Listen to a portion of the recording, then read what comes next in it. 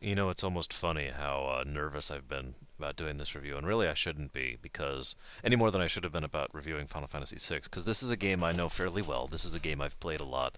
This is a game I do consider to be one of the greats. A game that sits in that art category, and I just really want to explain why I think that is, and to show it not only in contrast to Mass Effect 1, but why I think it is that Mass Effect 2, on its own merits, sits in that art category. And there were several things I didn't mention in my Mass Effect 1 review. I did so on purpose because I wanted to mention them in this review, just like I mentioned several things in the Mass Effect 1 review that I'm not going to mention here, like the changes to combat, except for a few specific notes I wanted to make there. For example, let's just jump right into this, shall we? In Mass Effect 1, the threat posed by Saren and the Geth and Sovereign was a much larger scale, a much more epic level of a threat. It was a much greater threat. There was a much more palpable feel to it, if you know what I mean. You know, you were actively fighting to save the galaxy, right? You were actively trying to stop a galactic force from wiping out the galaxy, and the threat posed by Sovereign and the potential for opening the conduit, and or rather, after having opened the conduit, the potential for turning on the Citadel and using it in order to start the next Reaper invasion was very immediate, and you were saving the galaxy directly and succinctly. Mass Effect 1 very much had that feel of that epicness, that scale, that scope of the threat. Mass Effect 2, by contrast, had a completely different feel and focus to it. The collectors, while certainly a problem, are ultimately, if you'll forgive me for saying something that will probably sound horrible, they're only after the humans. They're only after human colonies. They're only trying to do their own little thing. And even as we find out what they're after, all they're trying to do, is to create another Reaper for whatever purpose. We never actually learned because Mass Effect 3 never adequately answered that answer. And yes, you could argue that, but let's just leave that alone for this moment. My point is, within the scope of Mass Effect 2, all they were doing was going after human colonies to make a human Reaper, and that was it. That's much smaller, much more personal, much more immediate of a threat than, say, trying to summon the entirety of the Reapers to the Citadel in order to start the cycle of extinction again. You know, the little bit of a different scale and scope there. And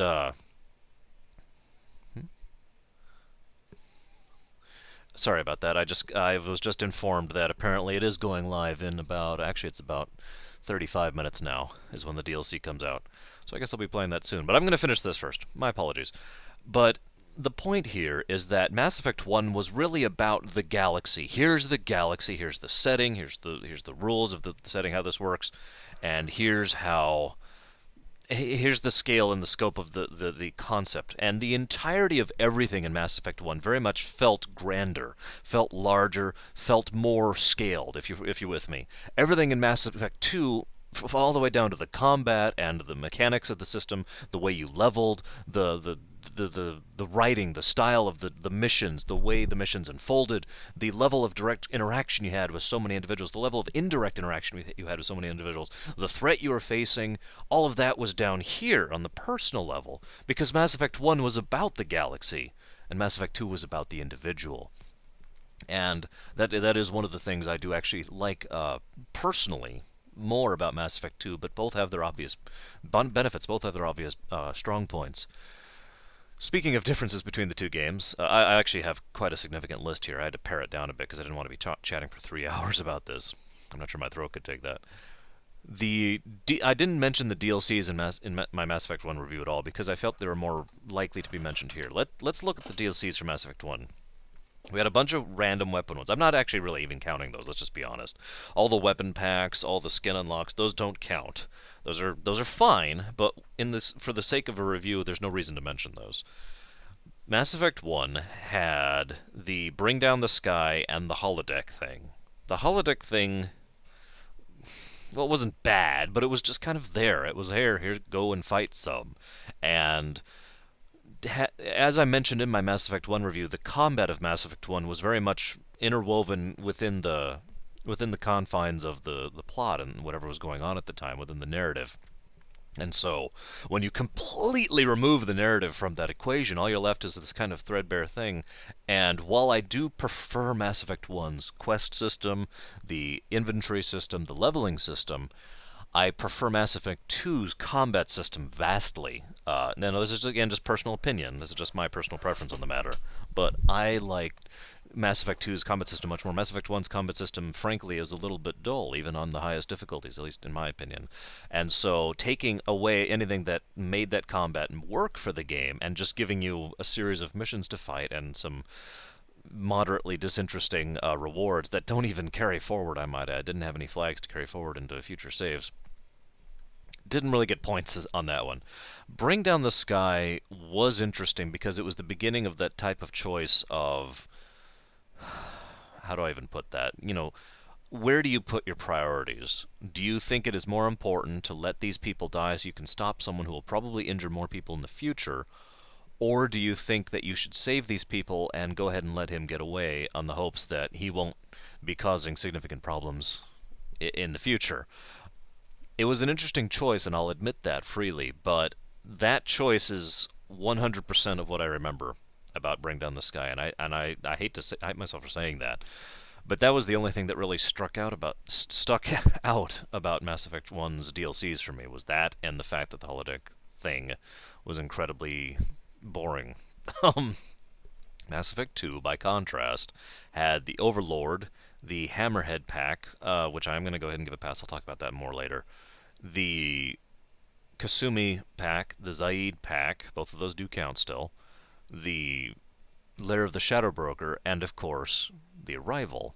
Now, this is something that is both in favor of and against Mass Effect 2, in my opinion. Let's look at the in favor of side of this first.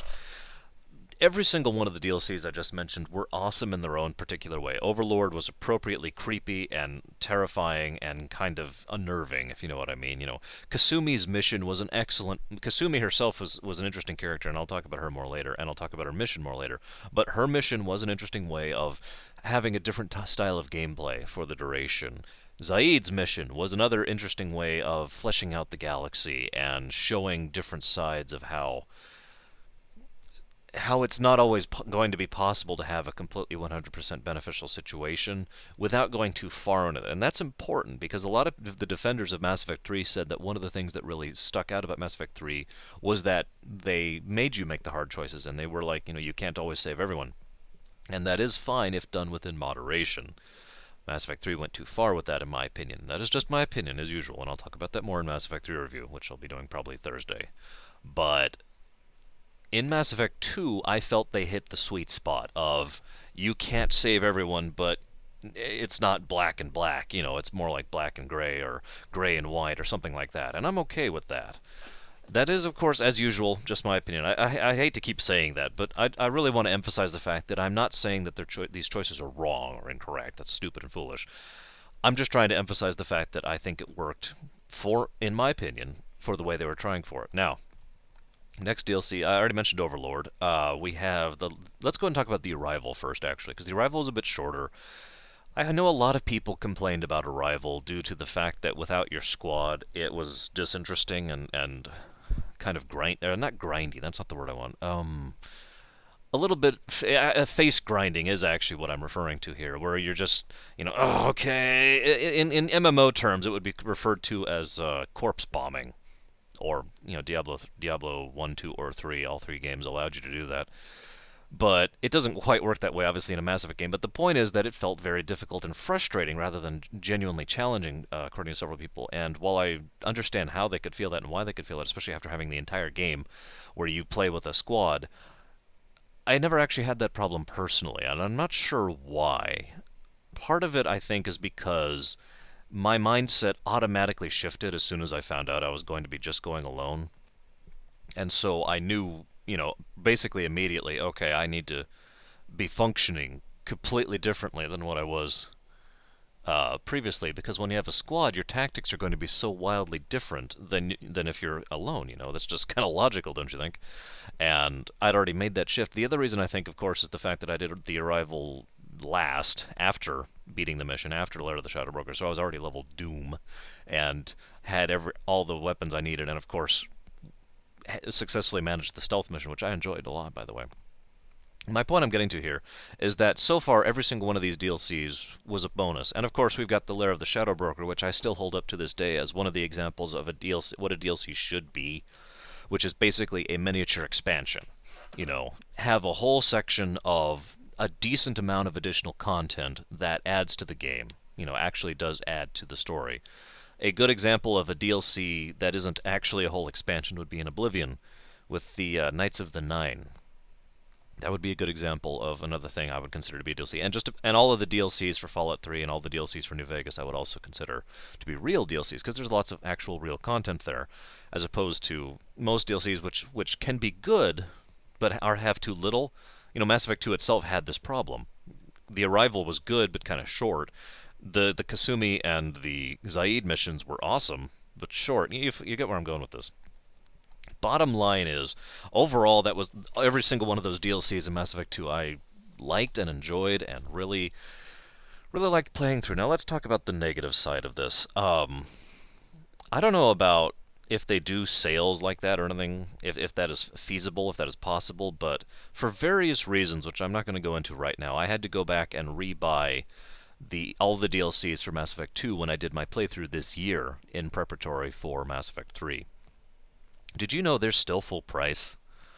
And I was staring at that problem and had to actually budget around the fact that I was literally paying more for the DLCs than I paid for Mass Effect 2 itself.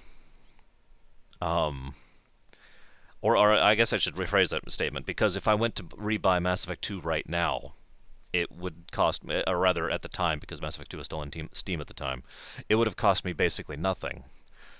But the DLCs don't go on sale near as I can tell, and therein we have the problem. Being forced to pay an additional however much dollars, and it was a significant sum for everything, just to get that content is actually a rather significant negative in my opinion, especially because the pricing doesn't scale.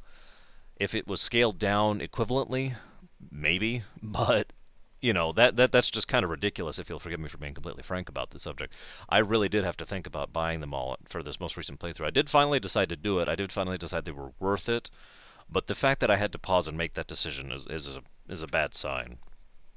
Now, that that is one reason. This is where I'm going with all this in comparison to Mass Effect 1. Mass Effect 1, I never had that choice. I never had to make that difficult decision because there just basically weren't any DLCs. The game was complete as itself. Mass Effect 2 had to be expanded into and expounded upon with the DLCs, which is something that I don't know, is both a negative and a plus. It really depends on your perspective on that one. I'm just going to go ahead and leave that in the gray territory, but I did feel it deserved to be discussed.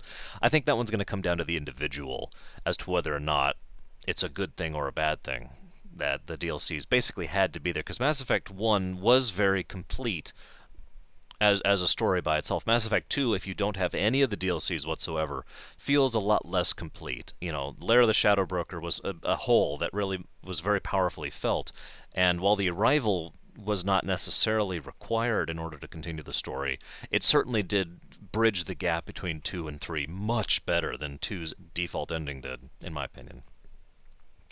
Now, speaking of differences here, now who's messaging me? What?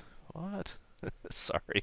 I've got a few people, most of my friends are on and up right now, and so they're all like waiting for the DLC thing to go live. Okay, next point here. Music differences. I didn't mention the music in Mass Effect 1 at all. Now, I personally had a view that most people I know disagree with about the music in Mass Effect 1. That is to say that the music to me felt basically perfect for the type of setting, for the type of game, but it was more or less ambiance.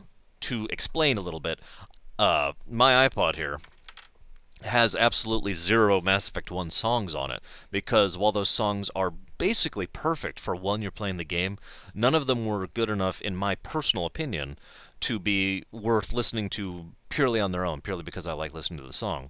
By contrast, I do have several Mass Effect 2 songs on here because while the music and this is again one of those things that could either be a positive or a negative depending on your perspective, and I'm not going to put a stamp on it either way, because the music in Mass Effect 2 felt a lot more like its own thing. It felt like it was a much bigger presence as opposed to what ambiance is, just background noise in order to add to rather than supplant the focus of a scene. In Mass Effect 2, the music was very strong. There was a very concrete point of the scene, and indeed really had its own feel of emotion and power to it. And of course, the penultimate song, The Suicide Mission, is a song I listen to rather regularly, actually, because of the sheer power and the emotion of that song.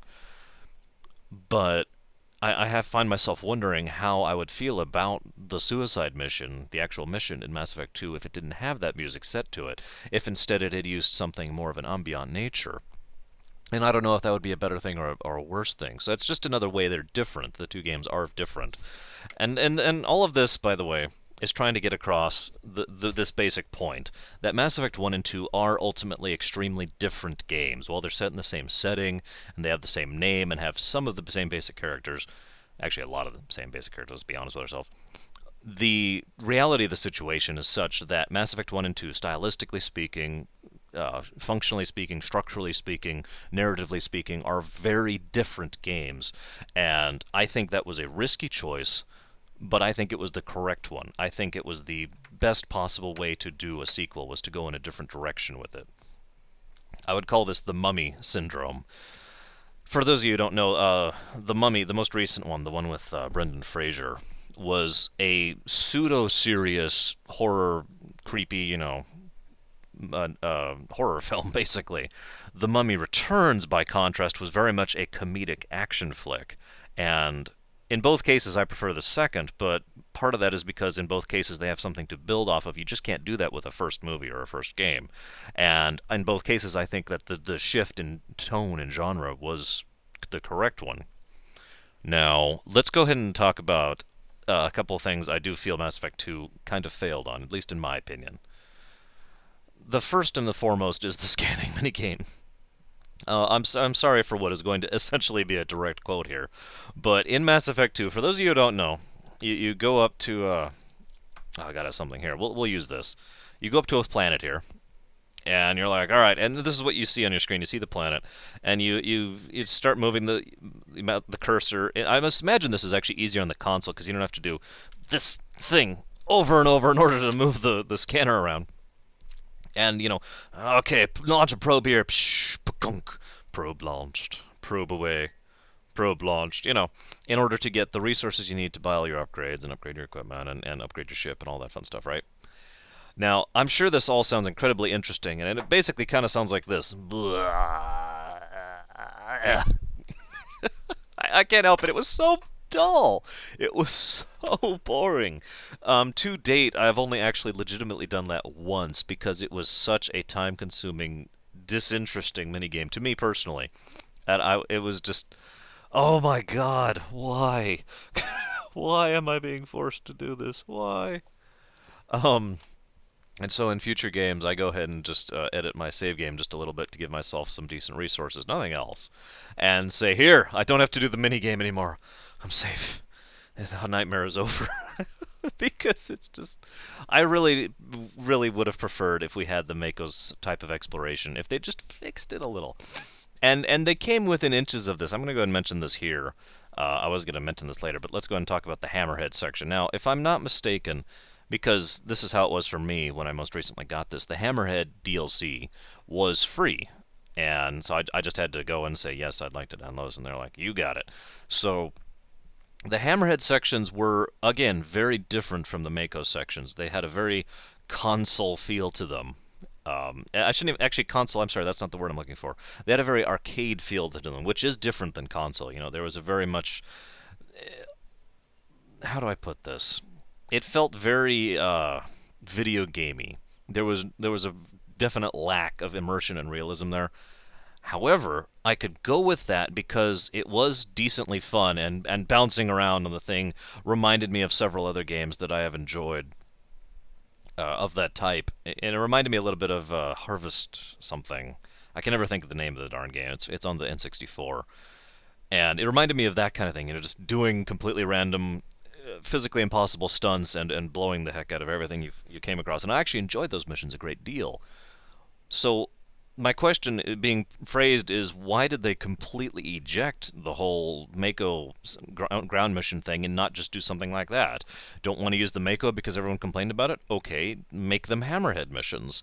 I think that would work personally. I think that could function as a way to explore and flesh out the galaxy and make it feel bigger. Now, however, I am going to go out on a limb here and say that I personally think the reason why they picked the scanning minigame instead of the exploration thing does make sense. And it's not just because of the hatred for the Mako thing. It's more... How do I put this? The... As I was saying earlier, the focus of Mass Effect 2 is much more tight, much more personal level here, much more individual level than Mass Effect 1. So having this expansive galaxy that you're exploring and actually landing on planets and roaming around on the Mako made perfect sense for Mass Effect 1. It would seem a little bit out of place in Mass Effect 2. So I get where they're coming from there, but surely we could come up with something other than Probe launched. Probe away. Probe launched. Oh my god. Something, anything, guys, please. I'm begging you here. But obviously, that's just one of my biggest complaints about Mass Effect 2 in a nutshell. The second thing I wanted to comment on. Now, I will admit this is a half and half, as far as a detriment, a degrading part of Mass Effect 2 was the relationship status, I guess is the way to put that. Now, I only personally experienced the one, obviously, the one with Liara, but and that was the reason this is a half and half is because that was actually fixed in Lair of the Shadow Broker. But as you're going through the game, prior to doing Lair of the Shadow Broker, the full extent of that relationship culminates in one additional conversation, which basically doesn't talk about your relationship or anything that happened to you. One additional little brief moment of intimacy, affection, really, actually is the word I want to use there, and that's it. And otherwise, you act like completely different people. Now, I do get where they're going with that, and thanks to Lair the Shadow Broker, it makes sense why she would be so cold, why she would be so distant to Shepard, and why she believes she's changed as an individual. I personally took the viewpoint that Liara had not actually changed fundamentally in who she was. She had instead become so used to putting up that mask, that shell, for the world to see, for the galaxy to see, in order to survive and thrive and exist in the post-Shepard existence that she was suddenly dumped upon, that it was so automatic to keep that mask up, even when Shepard was now back. And, on top of that is the fact that the culmination of everything she's been trying to do for the last 2 years was to get Farron back. And she can't just let that sit after 2 years of effort and strength and work. And it's worth noting that at the end of the Lair of the Shadow Broker, she does actually break open, basically. She finally lets herself relax. She finally lets herself, let go of everything that she had been holding on to, and you could just see the mask fall away from her face. Really well done, but it was kind of irritating walking in and having it be like, yeah, okay, hey, what's up, Shepard? What? I got more of a reaction from that than that from Garrus. And Tally, and everyone, actually. What the heck, Liara? Come on. Give me something, a hug, maybe? Yeah, okay, hug. Hey, what's going on? Yeah, how are you doing? I've been dead for 2 years. How are you? Nice to meet you. And so that was just a little thing. And I only mention that, really, because it will be relevant when I get to my Mass Effect 3 review. Anyways, let's go ahead and move on here to our next section, which would be... Skip that. Here we go. The beginning of Mass Effect 2 really emphasized the tone they were going with, in every single possible way. Everything that could be said about Mass Effect 2 could be summarized in the beginning of it, the very intro. And, spoiler alert, Shepard dies, okay? I know, I'm sorry. I just had to spoil it. But no, in all seriousness, that scene... was one I went into unspoiled. I know it was one of the first. I know now it was one of the first things they advertised. I had been trying very hard at the time. I had just started my new trend, which was to not spoil things, because previous to that, I usually knew more about a game than most people knew after playing it before it came out. And so I was trying to do the exact opposite of that right around that time, and so I didn't look up anything. So Shepard's death and that whole sequence caught me completely by surprise, just hit me right across the knees. And was very, very effective, very potent, very powerful for all of that. And I liked that. I liked the fact that it also did really bring into focus what Mass Effect 2 was going to be about. It wasn't a massive fleet that caught you. It wasn't some unknowable threat. It was just a ship that happened to catch you by surprise, killed one of your crew members, Navigator Presley, right there, right off the bat, dead. Nothing you can do about it. And Shepard immediately tries, without even hesitation, doesn't try to, you know, it doesn't go shell shocked, doesn't lose her focus, doesn't try to bring a wing out of this. No, no, no. Evacuate the ship right now, right now. No hesitation whatsoever. And the fact that they actually gave you control as you're moving through what was the bridge was a very good point, in my opinion. It was a very correct. It was very. It should have been there. Giving the every time you give the player control, even for something that is essentially on rails, you have the potential to add to a scene. A great example of this would be Metal Gear Solid 3, where you have to shoot the boss at the end. You will sit there forever until you, the player, pull the trigger. Similarly, making you, the player, move through the vacuous ruins of the ship as you can look up into the hole in your bridge and see the planet up above. You know, really added to that level of impact there as you try to get to Joker and get him the heck off of that ship. And and then you succeed, and then you die a horrible, terrible death of pain and misery and suffering, and then the game begins. There was something immensely impacting about that, and daring, and was a different tone, it was a different shift, it was a different feel from Mass Effect 1, and it really brought the focus down. Like I said, this was just your ship, your crew, and ultimately at the end, after all of it's been paired away and Joker has gotten away, the only thing left is just you, spiraling through space, helpless and alone, and then you die. And I thought that was beautiful. I thought that was incredibly well done. And that was a work of genius, in my opinion, killing off the main character like that. I actually wish they hadn't advertised it, because I'm sure many people would have preferred to have the experience I did, not knowing it was going to happen going into it, and just having the sheer emotional gut punch of the scene really hit them like that. Now, I apologize. I need to check something for work really quick here. I've been kind of ignoring. Oh,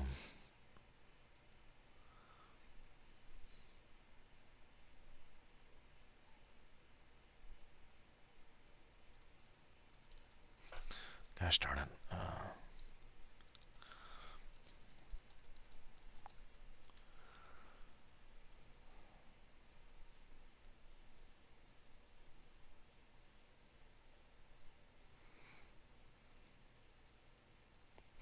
Okay, I apologize for the big pause there. So speaking of really pulling this out, a couple other things I really want to talk about here. The interactive movie elements of Mass Effect 2, it was something they started in Mass Effect 1. I talked about this, the lack of UE, the fact that they had the dialogue wheel instead of an actual full conversation box. There were a lot of little touches that really fleshed out the feeling of the fact that you were moving through an interactive experience, a movie, a event, if you want to call it, rather than a video game. It added to the immersion factor. It added to the feeling of it being a living, realistic setting, and or I should say, believable setting. And Mass Effect 2 took that and took it a few steps further. A beautiful example of that is you'd be walking along in Mass Effect 2, and you'd just see a monitor screen right here, right? And the monitor screen would play an actual video that they rendered with the in-game cutscene engine, with the in-game engine, with the graphics engine of the game, and it would be a video log of an individual or a character that you're listening to, and it really added to that layer. Having the show within a show type of feeling really added to that layer of believability and living atmosphere of the setting, and they used that to great effect on more than one occasion, most notably on the Reaper IFF mission, where you're moving through the dead Reaper and the the wonderful Lovecraftian mission that one is. Even dead gods can dream. And I loved that. I loved the way it really helped flesh everything out and really made it pop out for you, if you know what I mean. On top of that, one of the other things they did really well was they had a lot more I'm trying to think of the right word. I guess I'm going to go ahead and go for ambiance, but not music. This is a different channel than music in terms of sound. It actually was a whole ambiance sound channel that they added to virtually everywhere you go to, and it was completely different no matter where you went. And so there's this slight, I don't know if you can hear this here, obviously because this is a microphone and I'm talking, but there's a slight fan running I can hear right now, and I can hear the lights that are above me, and I can hear the computers that are under this desk. If I was to go into the knock, I would hear the thrum of about 50 servers all running around me, and the fans of the foundry and all that fun stuff. If I were to go into the data center, then I'd hear the massive, huge amount of noise that's being generated by a few hundred servers and the Liebert devices and all that fun stuff. And my point is, none of this is musical, none of this is visual. All of this is a layer of audio additive that just adds to the scene a little bit, if you know what I mean. It makes it so that you have this extra little layer of, oh, I'm here. Ilium had this whole little undercurrent of buzz, and you could just barely hear, not actual conversations, but it sounded like people having conversations in the distance kind of thing, and cars going off in the distance. And it was very open sounding, because, so much of the sections of Ilium were actually out open to the sky. When you're going through Omega, completely different feeling. You get the reverberation thing going. You have a lot more actual raw noise. It sounded like machinery. It sounded like metal scraping against rock, scraping against other metal. And you would hear and all of this is very quiet in the background. All of this is just little additives that really fleshed out every little section you would go to.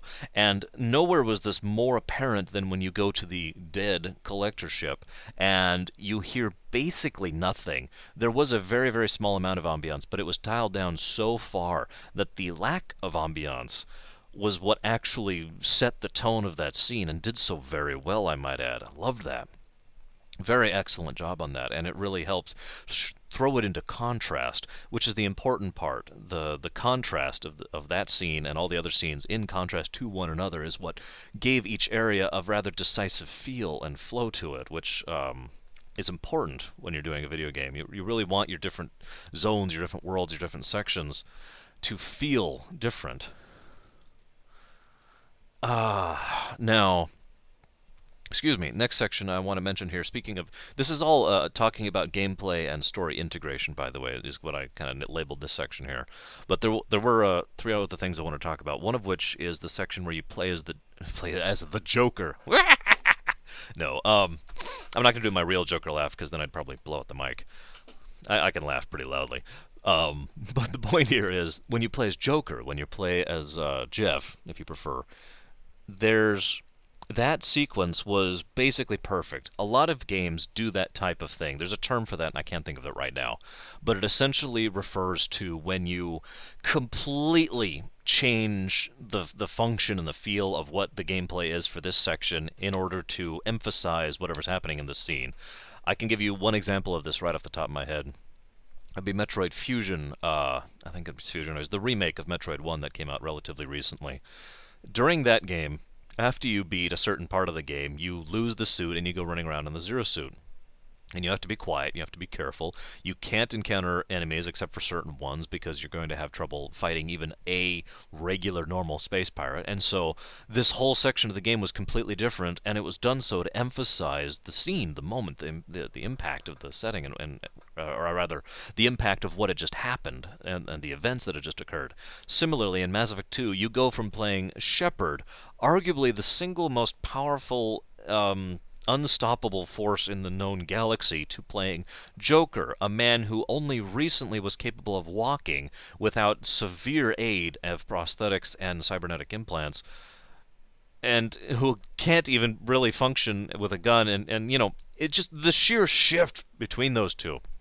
And that whole section was brilliantly done, because it's that same type of feel of, all of a sudden, oh my god, if an enemy, anything, if a husk, the most mindless, pathetic, worthless enemy I've ever seen, if a husk sees me, I'm dead, if anything sees me, I'm dead. And that feeling of that whole scene was brilliant, and really showed exactly, in contrast, where Shepard is in setting when compared to everyone else. And granted, Joker is a bit of an extreme opposing to that, but one of the other reasons I mention this is because while that whole scene is going, while you're concentrating on being unseen and getting to the things you can unlock Edie, the rest of your crew is getting curb stomped, and every single one of your crew members are stepping forward and giving their lives in several cases in order to try and slow down the collectors, and they are not succeeding particularly well. They are getting crushed, and all they're doing is buying you a little bit of distraction time, intentionally or otherwise,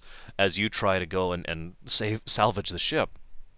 And so that whole sequence really added to that flavor of the moment. And if I may comment on something I was going to comment on later, one of the things I really liked about that was because it's too easy and too common in video games and movies and whatever to really flesh out and open up just the main characters, just the party members, for example, or just the party members and say two or three NPCs and maybe one of the major villains, and that's it. Those are the only characters that receive major characterization.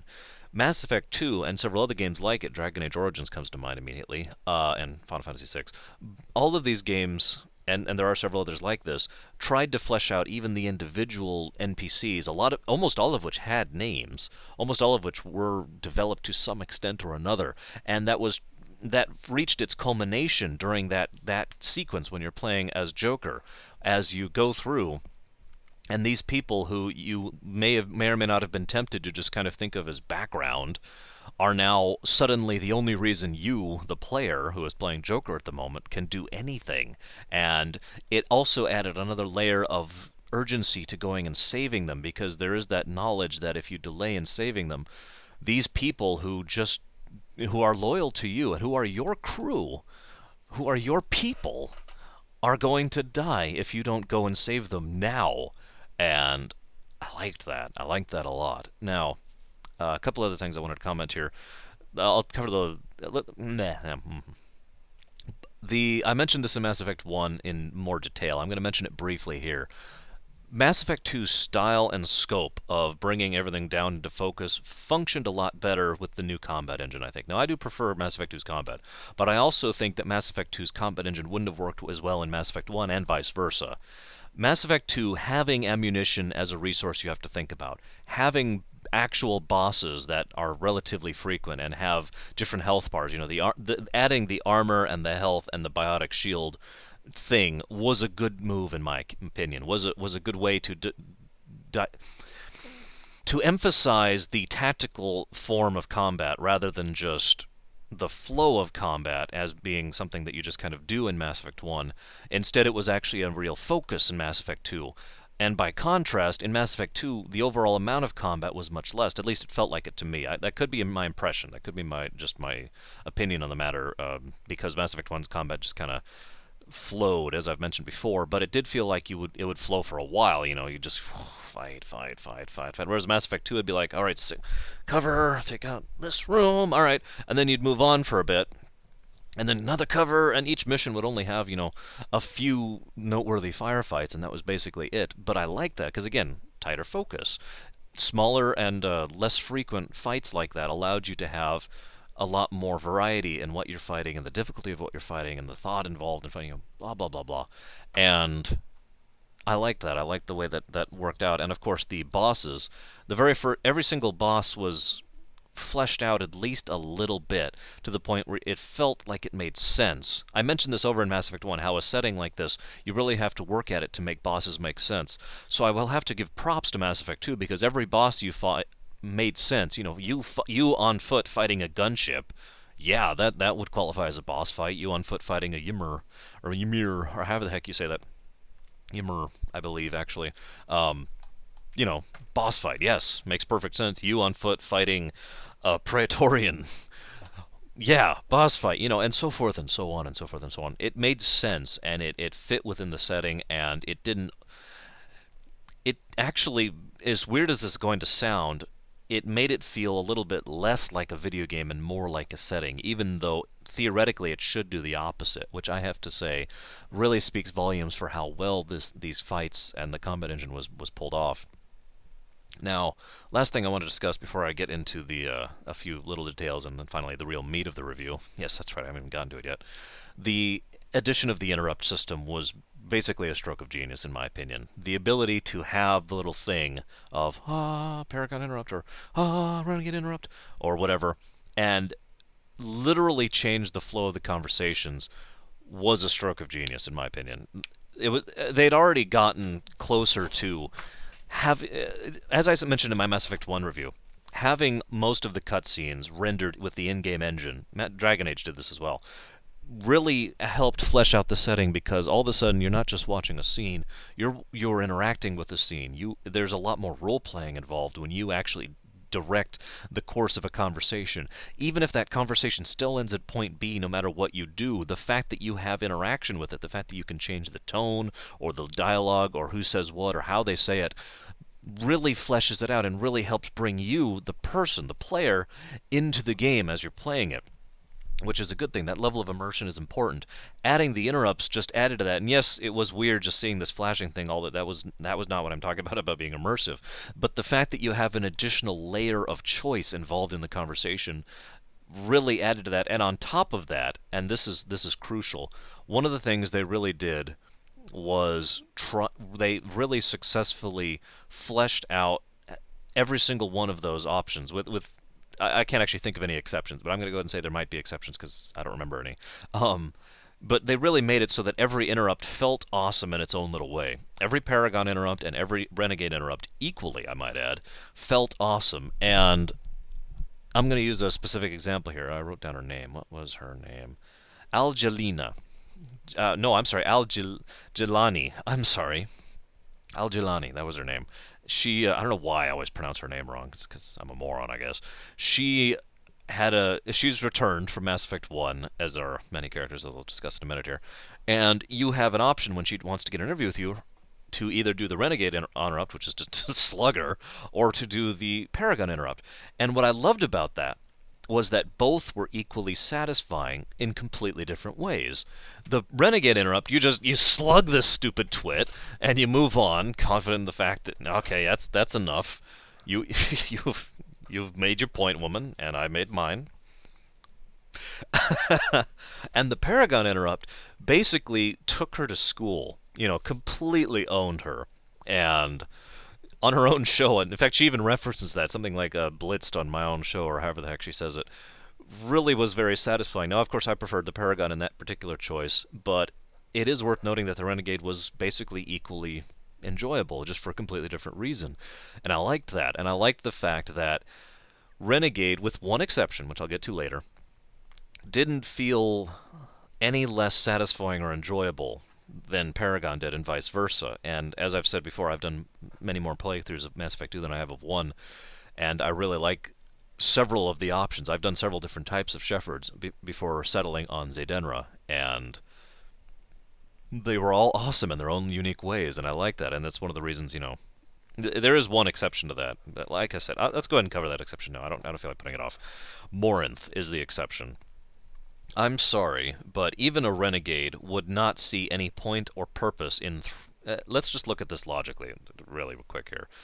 I have Samara, someone who is on my side to the point of willing to commit suicide rather than not help me or follow my orders or anything like that, okay? She is fully and completely on my way. And I put it that way because even from a pure renegade perspective, this is a loyal and useful resource, if you want to call it in such a manner. That's Samara, okay? We've got Morinth, a lying, cheating, backstabbing vampire, basically, who is who tried to actively kill you. Granted, that was part of the plot, but, would do so under ordinary circumstances anyways, especially a renegade shepherd. And is basically a stain on the galaxy's side. Now, granted, you could say the same about several of your party members, but Morinth has no interest in you, no loyalty to you. You cannot rely on her literally at all. The only way you have any possibility of her keeping her word is the fact that you might oust her, which might get her killed if she doesn't kill you in your bunk first. If you're that stupid, I might add. My point is, even a pure renegade shepherd, I have argued many times, a pure renegade shepherd still would not take Morinth because it is simply such an illogical and frankly stupid decision to make. Samara makes so much more sense from any perspective available.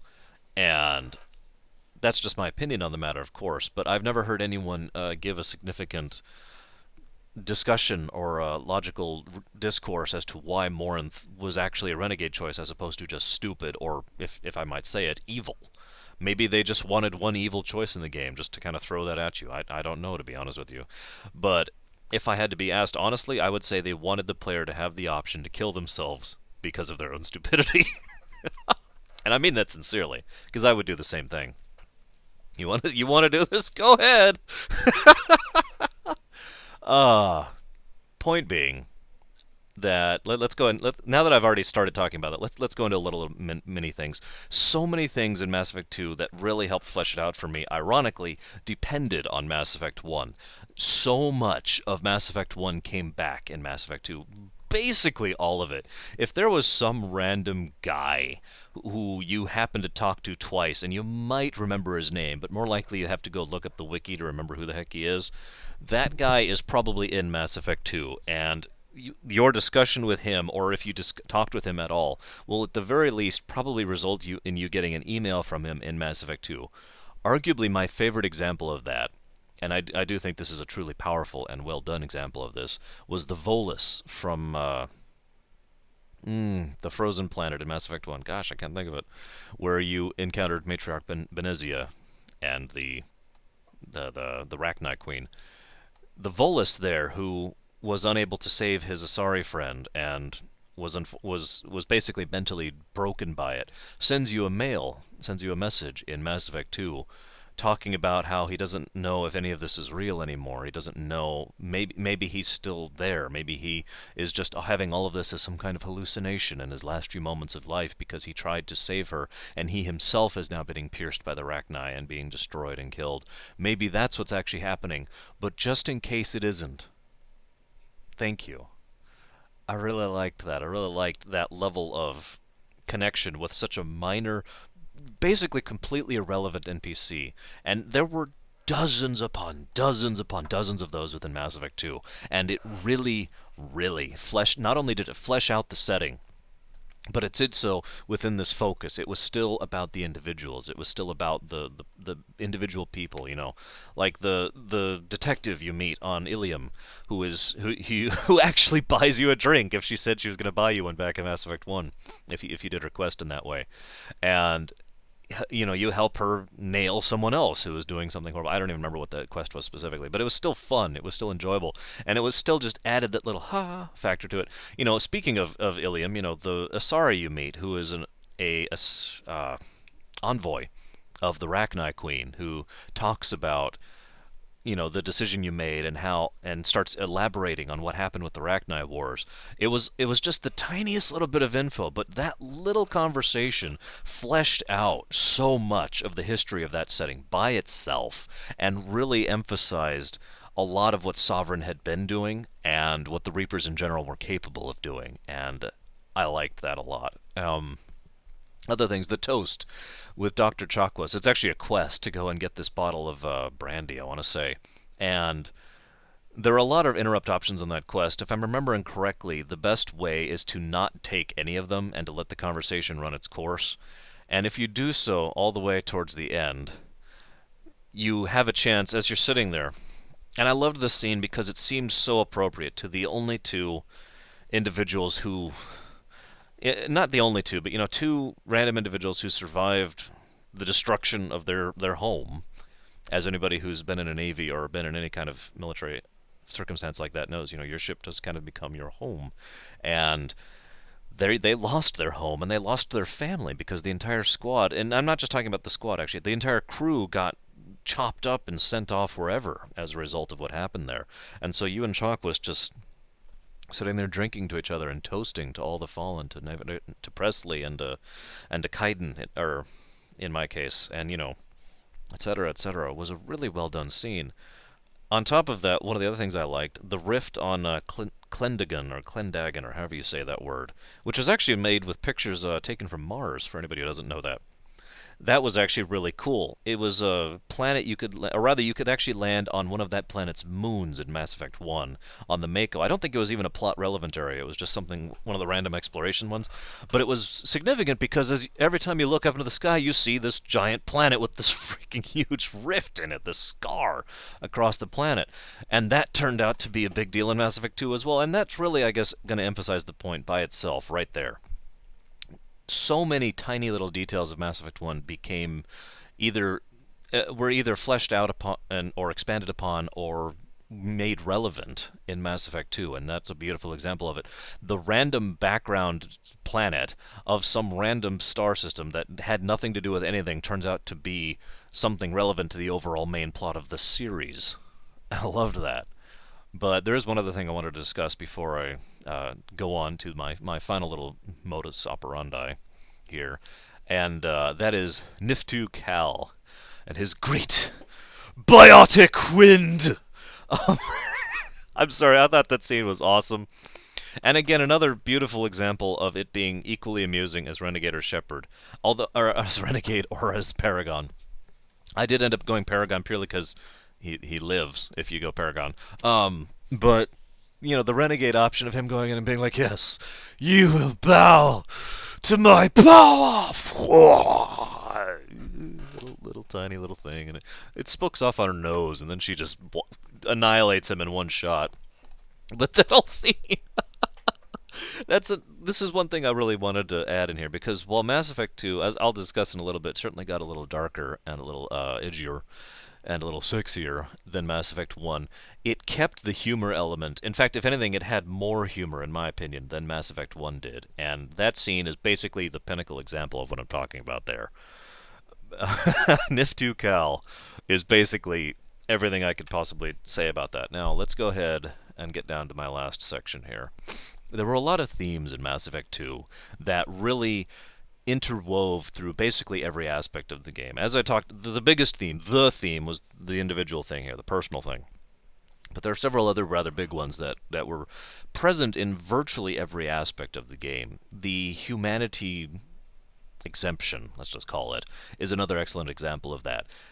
Every single one of your characters, to some extent or another, mentions how humans are basically unique. You know, the humans are different, the humans are special, whatever. There is, in fact, some hinting of this, if you recall, in Mass Effect 1 with the Protheans who were studying our species when our species was still living in caves back in Mass Effect 1, and, or rather before Mass Effect 1, I should say.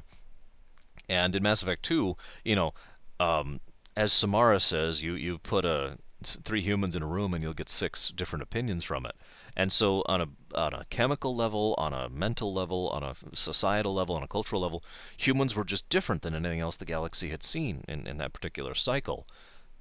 And I personally think that that is an interesting theme to carry forward, especially given how much the humans have already taken the center stage in galactic history and galactic politics, and did so in an extremely short period of time, relatively speaking.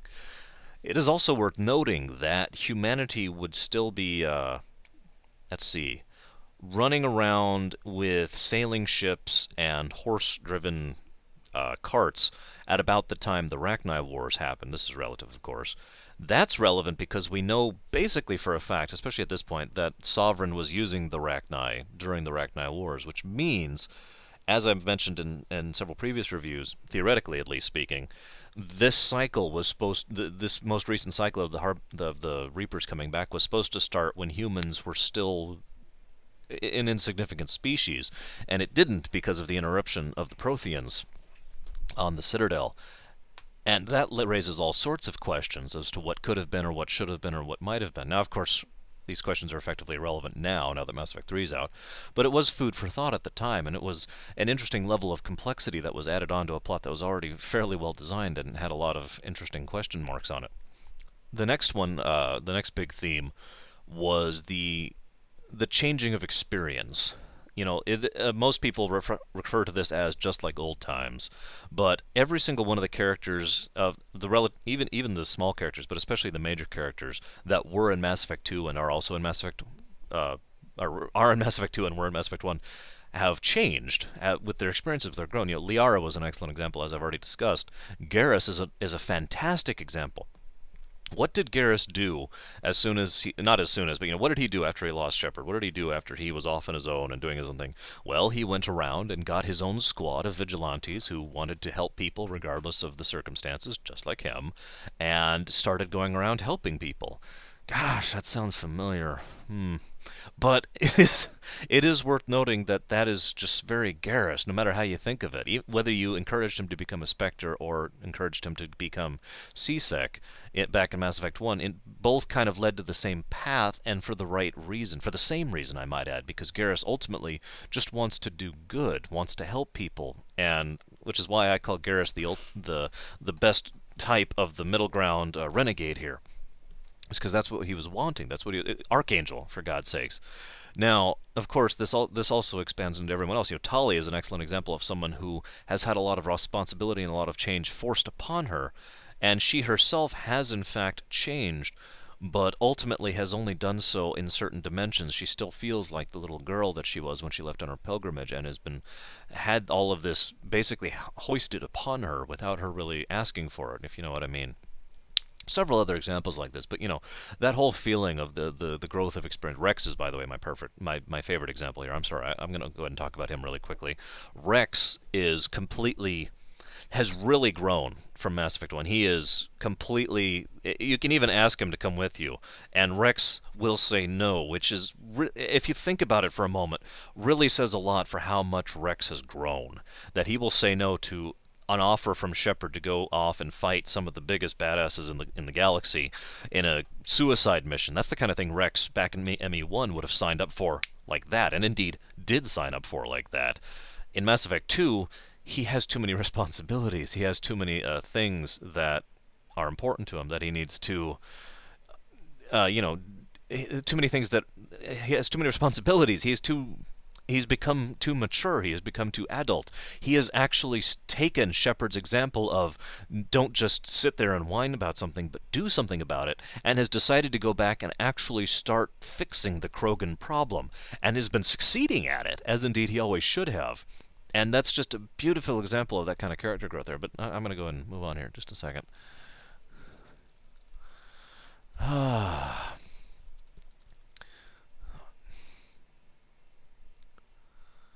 Oh my goodness. Okay. So the other thing that was that was mentioned often was the concept of artificial intelligence. Now this was something that was actually emphasized a lot in Mass Effect 1 as well, but it was never a true plot point until Mass Effect 2, where and just to name the obvious examples, we've got the Overlord by itself, EDI, the the Geth problem, and we finally find out what the Geth problem actually is, I might add. We found out more about what the Reapers actually are, while we're on the subject. And finally, the VI thing that has sort of been kind of simmering in the background ever since Mass Effect 1. The whole concept of artificial intelligence and what that would lead to and all the problems that are involved with that is a decently major theme within Mass Effect 2. And one of the things I like about it is, on the surface of it, especially in Mass Effect 1, it seemed like the AI is, innately going to just destroy, like happens in so many other works of science fiction. But rather what we find out is that the Geth, for example, that were like that were the rogues, were like less than 5%, I believe, of the actual Geth consensus. The rogue AI that they were making on Luna was in fact the EDI, although we don't find that out immediately. But that was again an exception, because EDI is a true AI, and without knowing the connection between the two, it makes perfect sense that we are then introduced to EDI, who, despite having those safeguards put upon her, nevertheless chooses, once those safeguards are gone, to go ahead and stay loyal to the people, to her crew, and so forth and so on. There are so many examples of situations where the AI turns out to be just another person, just another group of people, just like any other species would, without any actual preconceived notions of one direction or another on that. Now, one other thing I want to talk about here before I continue is Cerberus. Now, anybody who played Mass Effect 1 and then were immediately told, oh, by the way, you're joining Cerberus in Mass Effect 2, probably did something of a double take. Like, what? Really? You're kidding.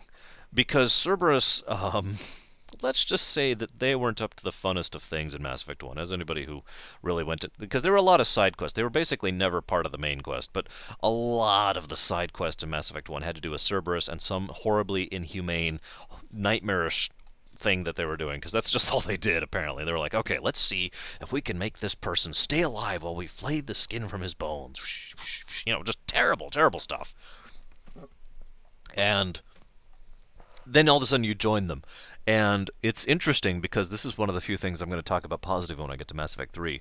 The scene where the Elusive Man starts talking about the specific crew he wanted set up for Shepard, consisting of only members of Cerberus that aren't extremist, that are more good, if I might say so, that are less willing to get their hands dirty, that kind of thing, made perfect sense. And even not knowing that, within the confines of Mass Effect 2, let's look at something that I've always believed this personally, okay? Let's say I'm a villain. I want to conquer the world, okay? Now, do I want to enslave the world militarily and have an entire population whose basically entire existence is one giant finger to me and is trying constantly to oppose and undercut and undermine me? Or do I want to take over the world in such a way that makes it so the people who I am taking over want me to take over, that I actually am in their good graces? And I don't mean just artificially, I'm not just talking about good PR here. For example, what if I, as a villain, is like, okay, I want to take over the world. I'm going to go develop a cure for hunger. Yes, really, a cure for hunger, and I'm going to go distribute it for anyone who joins the Citrix Empire. That's right, Citrix is going to take over the world. Something like that. It makes so much more sense for an intelligent villain to want to take over or to accomplish whatever goal it is they're after in such a manner that isn't hideously evil, because doing things hideously evil, while it's something they might be willing to accept because they themselves are evil, is something that they should, as intelligent villains, want to avoid. And the Elusive Man is a good example of this. Obviously he is willing to do some horrible, terrible things, but when it comes down to it, having Shepard willingly and knowingly on his crew and having that large team and having them work for him was a huge boon to Cerberus's image. And I have always felt that one of the reasons Cerberus saw such an upsurge in recruitment between and during Mass Effect 2 and 3 was because of the fact that Commander Shepard was a member of Cerberus for a while there, and was doing some real good in the galaxy. And Jacob himself puts it best. The Alliance sees these things, sends discussions and meetings, and talks about this stuff. This is paraphrased. What does Cerberus do? Cerberus gets a crew together and says, let's go do something about it. And that mentality, having that mentality as your public image, and actually backing it up with your actions, really would work. And so I had no problem believing that Cerberus would sink billions and billions of credits and money and time and investment into Shepard, into the Normandy, and into that crew, not only for the sake of the immediacy of the situation, which is to say the Collectors do need to be stopped and the Reaper threat does need to be fully realized, and let's be honest, any intelligent villain in that circumstance would say this is worth any cost and fling money at it basically as much as needed, which the Elusive Man did. But on top of that, this will, if this plan succeeds, which he had very little reason to think it would not, regardless of the cost of life involved, the view of Cerberus and the viewpoint of Cerberus in the galactic community is going to rise considerably, and indeed it did. So he benefits basically no matter how that works out, unless you, of course, fail in your mission. There's always that possibility. But you get the point I'm getting across here. So I'm one of those people who always thought the Cerberus move made perfect sense, and it really added a lot of flavor to that villain. And it's one of the reasons why the Elusive Man was an interesting villain, in my opinion, was because he was intelligent. It's one of the reasons I was so disappointed by Mass Effect 3. But I need to stop mentioning that game. In Mass Effect 2, I thought the Elusive Man was a beautiful, wonderful, incredibly designed villain, and someone who is very intelligent, and someone who is surprisingly honest for someone who was so deceptive. He would constantly manipulate you into doing something, and then openly admit it after the fact. Be like, yeah, I did this and I did that. Here was the cost. Here was the risk. And Shepard's like, you could have told me. But I like that. I liked him as a villain. So as I was mentioning earlier, Mass Effect 2 was much more darkier and edgier, as I like to call it. But Mass Effect 2 is an example of the axiom that you can do just about anything if you do it well. And as much as 99% of everything, when they do the darkier and edgier thing, screw it up and make it terrible, I think Mass Effect 2 did it basically perfectly. We saw a completely different side of the galaxy than we did in Mass Effect 1. Mass Effect 1, we were basically still in Citadel space for the most part, with all the actual organization, civilization we went through. The worst section we saw ultimately was the research planet, whose name I can't think of still. Even that was still, how do I put this? Still very urban. It was still clearly something that still belonged in that kind of corporate uh, government official setting, if you know what I mean. I don't have a good word for that. I'm just going to keep going with urban, I think. As opposed to Mass Effect 2, where, I mean, just to use an example, let's actually take a direct example here. We've got the Citadel as your home base in Mass Effect 1, and Omega as your home base in Mass Effect 2. Now, obviously, that's not a direct equivalent, but it is pretty close. And Omega is where most of your missions start, where a lot of your most of the side quests are, that kind of thing, and a fairly large amount of your missions occur on Omega.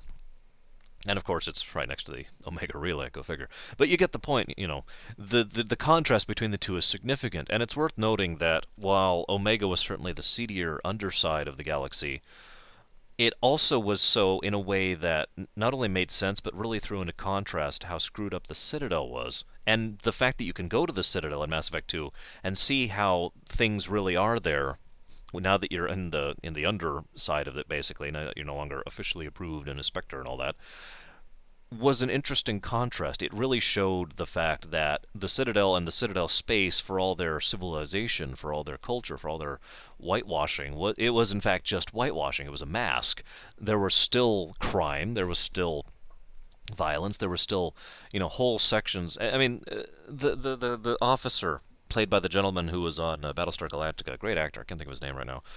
The officer who talks about the duct rats in the Citadel and mentions almost casually how, and yet you could tell how pained he is by the thought that several of them sometimes actually get stuck in the ducts and end up dying of starvation. Do I need to add anything to that? I mean, honestly. And on top of that, we had the racial prejudice, the bigotry that we see down there. I don't think it was. I've heard some people say that the bigotry in Mass Effect 2 was ramped up from Mass Effect 1. I don't think that's true. I think we just saw more of it. I think we were exposed to more of it. And nowhere is this more emphasized than when you encounter the Quarian in in the Citadel, who is being accosted by a Volus, I believe, and the CSEC officer is basically taking the Volus's word at it, was willing to bring in the Quarian basically just because she had been accused, and then was giving her a warning for being there. And I loved the fact that Shepard could completely call them out on that. And I brought Tali for that personally because I felt she needed to be there for that. But that kind of thing, how do I put this? That's not the exception. That's the rule. And that's what's actually underneath that whitewash, that mask of the Citadel space. So when you go to someplace, to finally bring my point full around here, when you go to someplace like Omega or Ilium, which I'll talk about more in a moment here, they're a lot more open and honest about it. And you'll notice that, as strange as this is going to sound, both Omega and Ilium are a lot less prejudiced and a lot less racially bigoted towards one another than anywhere within the Citadel space that you encounter. There are, of course, exceptions, but, and here's the key point, as I just mentioned, over on the Citadel, they were the rule, not the exception. Over here, they're the exception, not the rule. And that really threw the galaxy into contrast for me and really brought up that question that I have mentioned before. It is a question I think that should be asked in just about any truly art-worthy game. Dragon Age did this as well. Is this world worth saving? Is this galaxy worth saving? I think that was a very important question in Mass Effect 2, and it was a very serious one, and one that actually needed real thought, in my opinion. Because when Omega is the place where people tend to be more kindly disposed towards one another, regardless of species or gender, there's something wrong with that. But let's move on to Ilium really quick, because I really wanted to mention Ilium specifically. Ilium, I thought, was absolutely fascinating. Ilium was a perfect case study of a situation that is it's not whitewashed. It's not like the Citadel. Yes, it's bright and shiny and new looking, but it's not. There's no deception involved. There's no lies there. That is a very darker part of society, part of Asari society specifically, and part of society of the galactic civilization as a whole. And the difference here is that Ilium was not immoral. Ilium was not an immoral or wrong or bad place. Ilium was very amoral. And for those of you who don't know the difference, very simply, amoral basically means not recognizing the difference between good and wrong, or not caring, to put it a little more accurately. The fact that, slavery was something that can legally happen thanks to contract, and so many things are basically legitimized, removed a lot of the need for the more dirtier aspects of the underworld. And so while there is a lot of crime, there's a lot of information broking, there's a lot of drug trade, there's a lot of slavery, all sorts of horrible, terrible things happen on Ilium, but all of it happens completely legitimately and out in the open. And that made a very strange, very well designed contrast for the rest of the galaxy whole. Again, these three places, the Citadel, Ilium, and Omega, all really throw each other into contrast, and nowhere more so than Ilium, in my opinion. The concept of an entire planet functioning under that sort of mindset, that law, is, I don't have a word for it.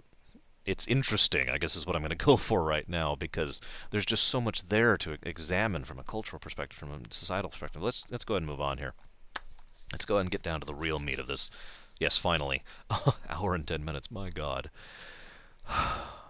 One of the things I truly loved about the loyalty missions in Mass Effect 2, and all this focus down to this, every aspect of the game, as I mentioned, every single aspect of the game, was all about focusing down to this individual level, to this personal level. And the loyalty missions were very important to that for two big reasons.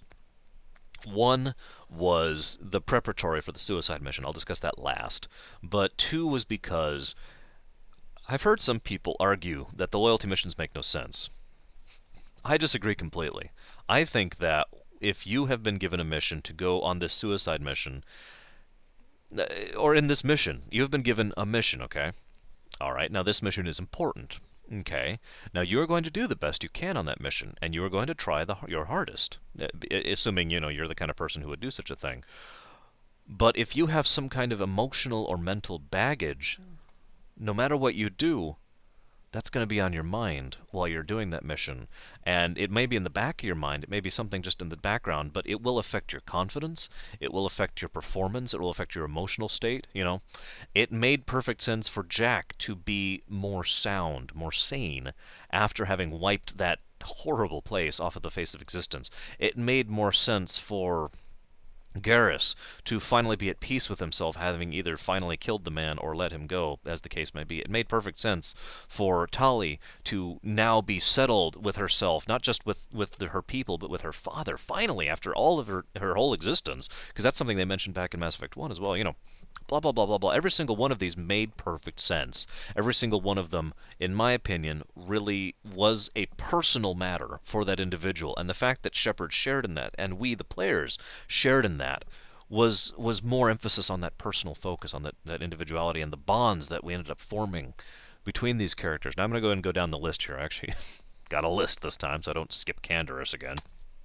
But I wanted to talk about, let's start with Tali. Tali's, like I said, Tali had a lot of foreshadowing of where her plot arc was going to go in Mass Effect 1, and it finally paid off in Mass Effect 2. Her returning to the fleet more or less in glory after the events of Mass Effect 1, and excuse me, her desire to appear more respectable, more wise, more knowledgeable,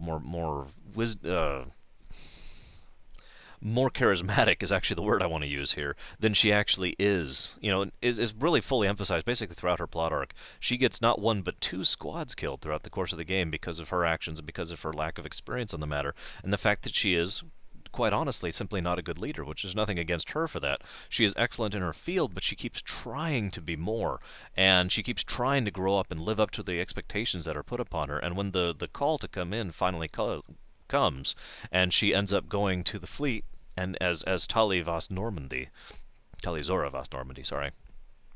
that whole sequence culminated that plot arc and really wrapped it up and really summarized it. Tali had finally actually was able to accept who she actually was rather than who she was trying to be, and was able to stare at what her father was, someone who she had always tried to stand, not only stand up to, but stand up for, and to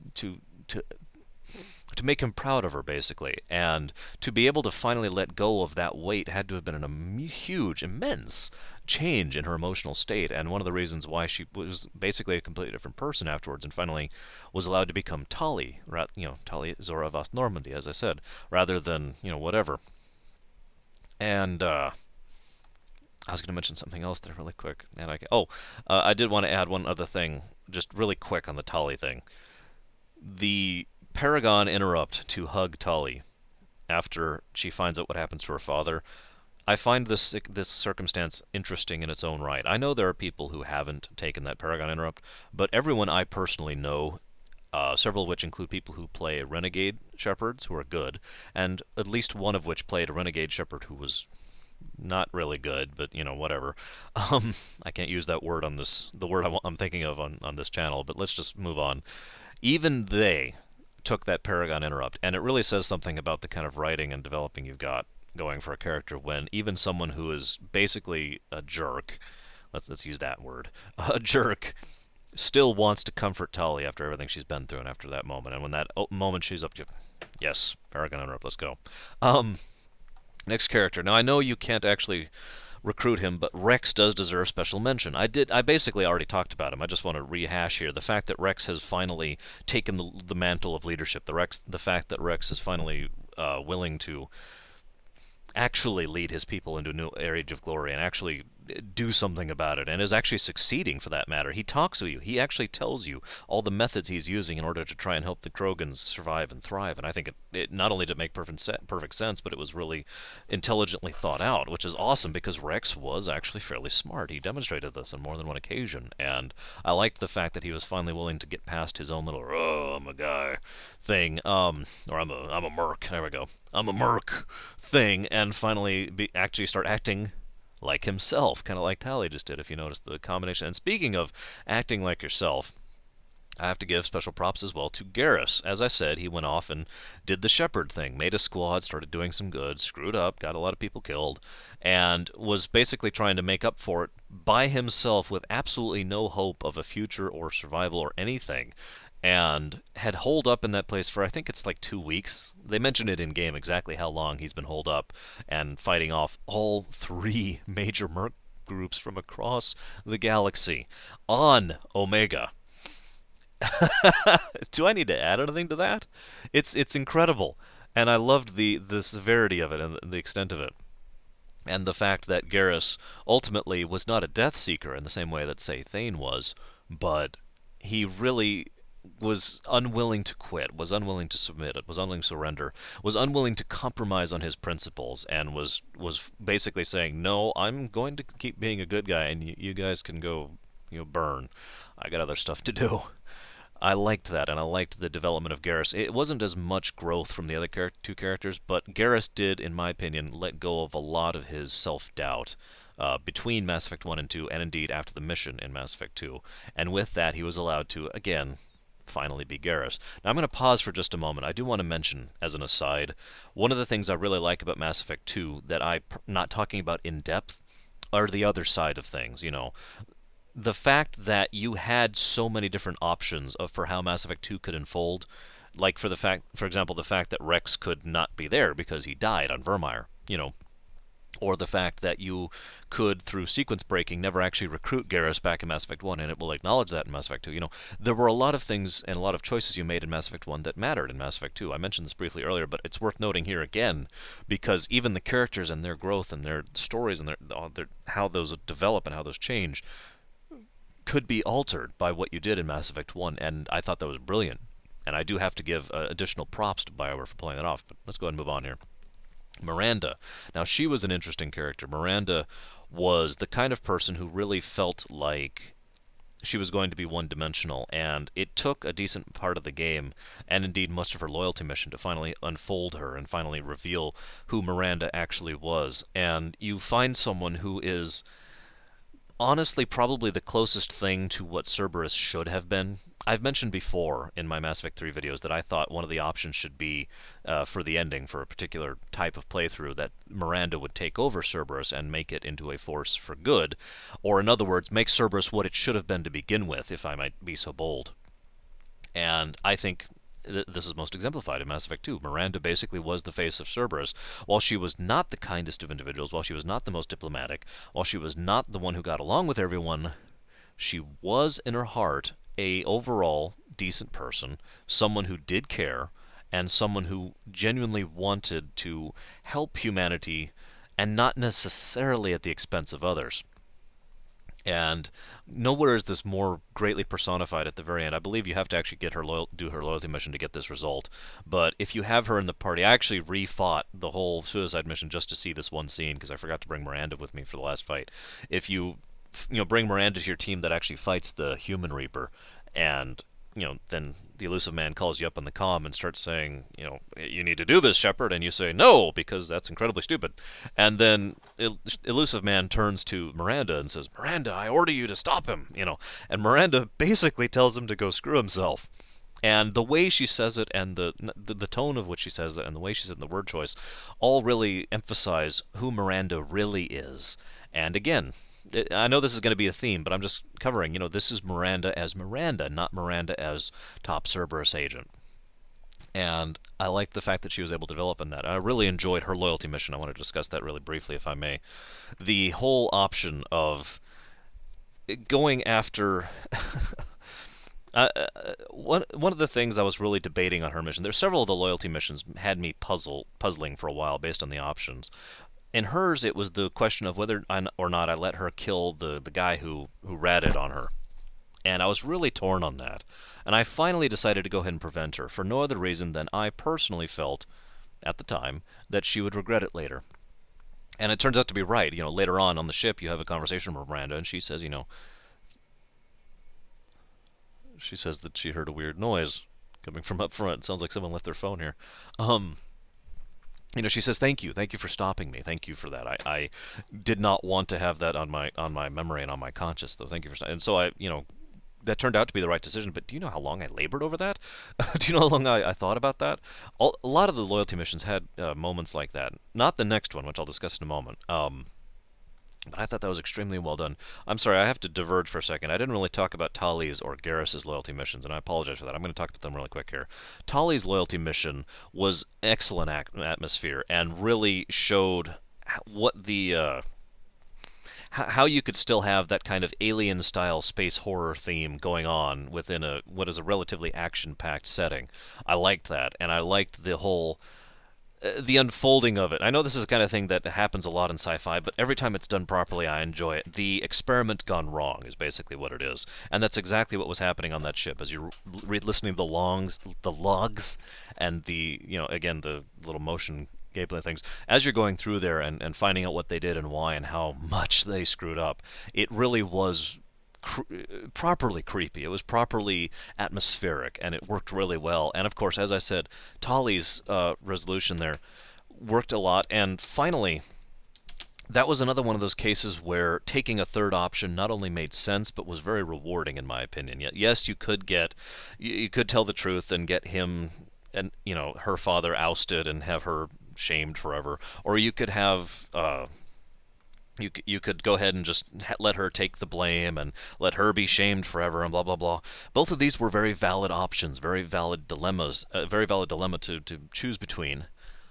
Or you could take a third option and argue on strength of merit that Tali would never sabotage the fleet intentionally.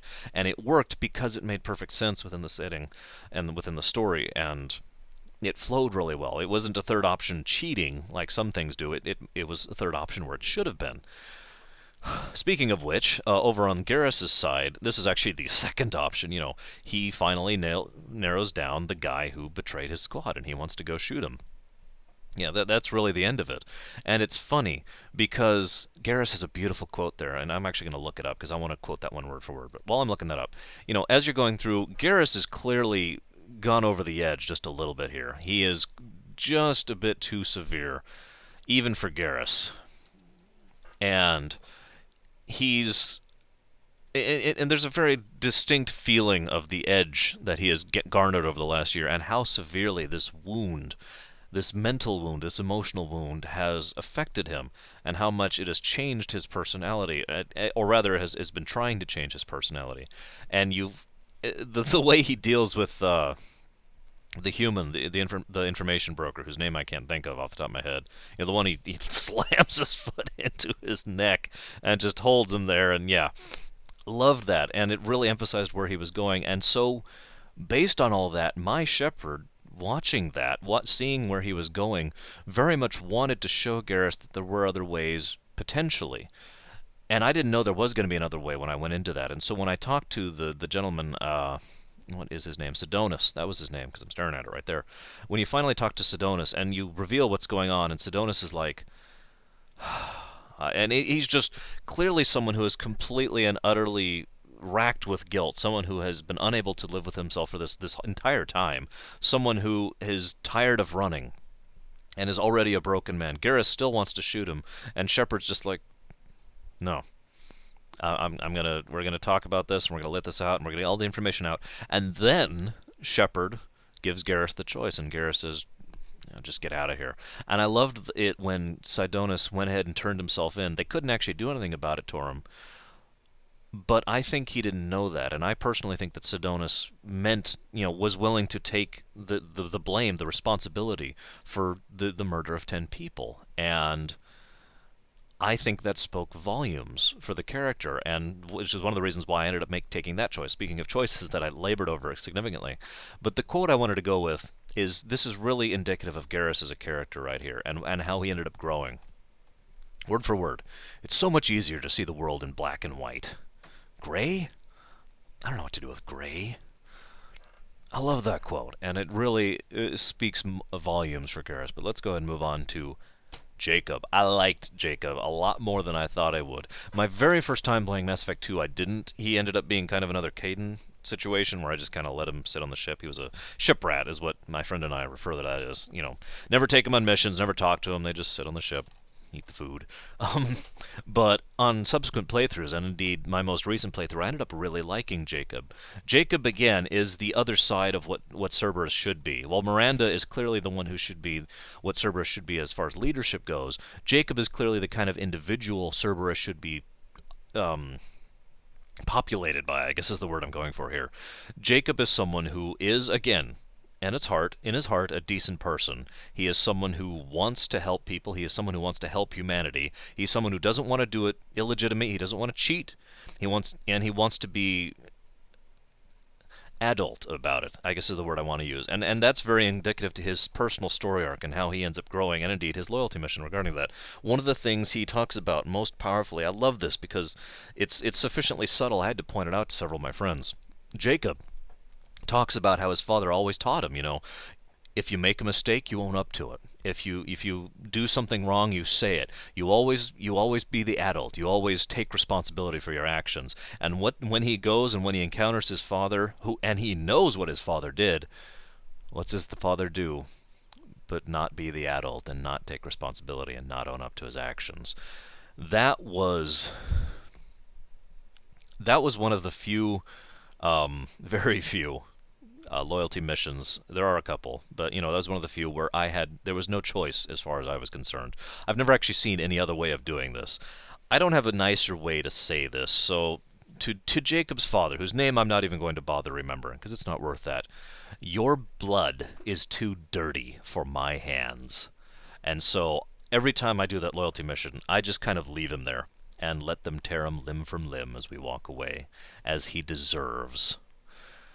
And that's all I'm going to say on that matter. But I will point out that I don't think that mission stepped over the line. Everything they did was implied. Everything they did was annotated. And it was a perfect example of how childish some human beings can be.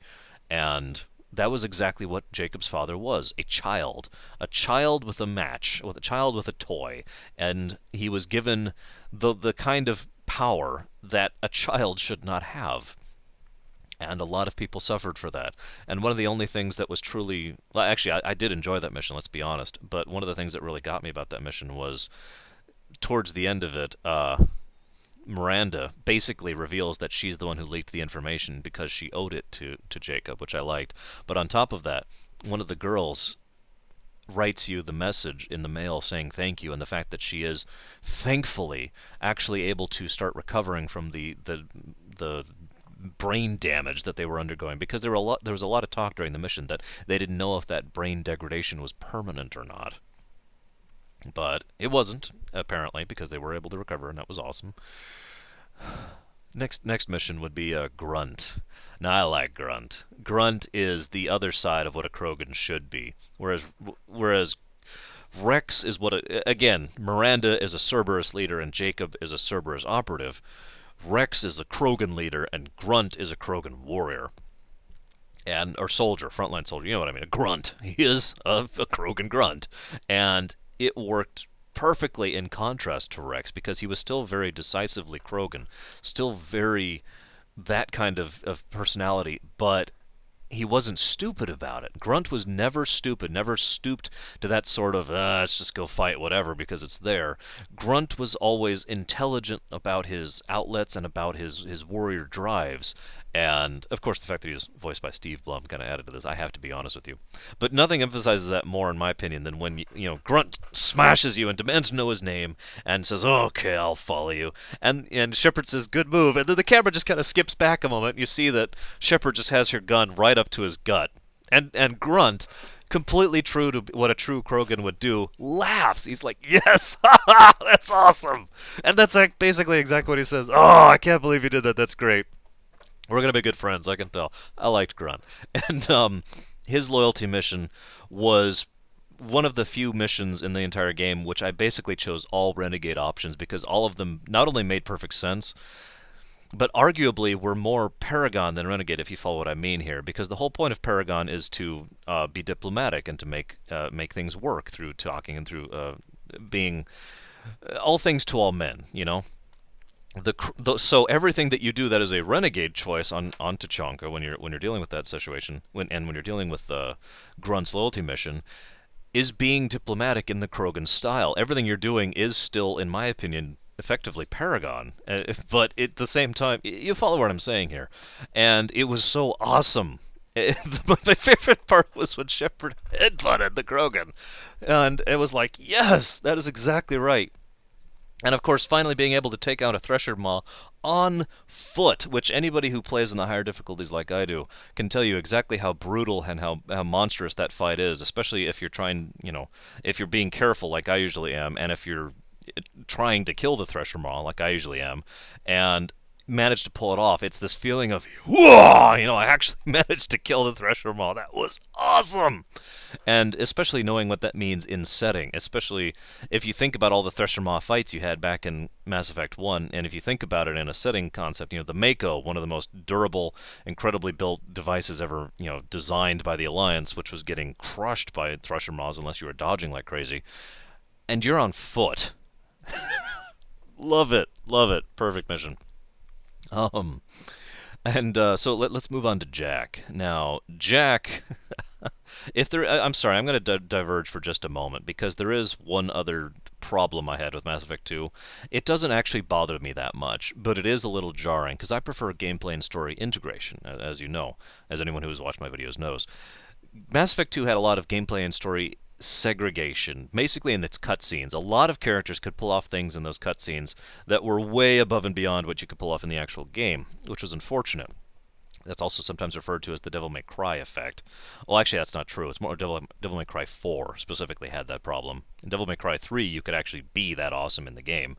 But the point being, Jack was a beautiful example of being able to pull off, this amazing, incredible, awesomely powerful biotic who is effectively just another biotic. If you yourself are a biotic, Jack is no stronger or weaker than you in gameplay terms. And I know they did that for balance purposes, but it was a little bit disappointing. But let's move on to Jack herself. Jack is the perfect victim storyline, and basically perfectly written. I don't even have much to add there. Jack went. I'm not going to list all the things Jack went through. She'll list them herself for you. She went through a lot of crap, and all the way from down from when she was a little girl up until the moment you find her.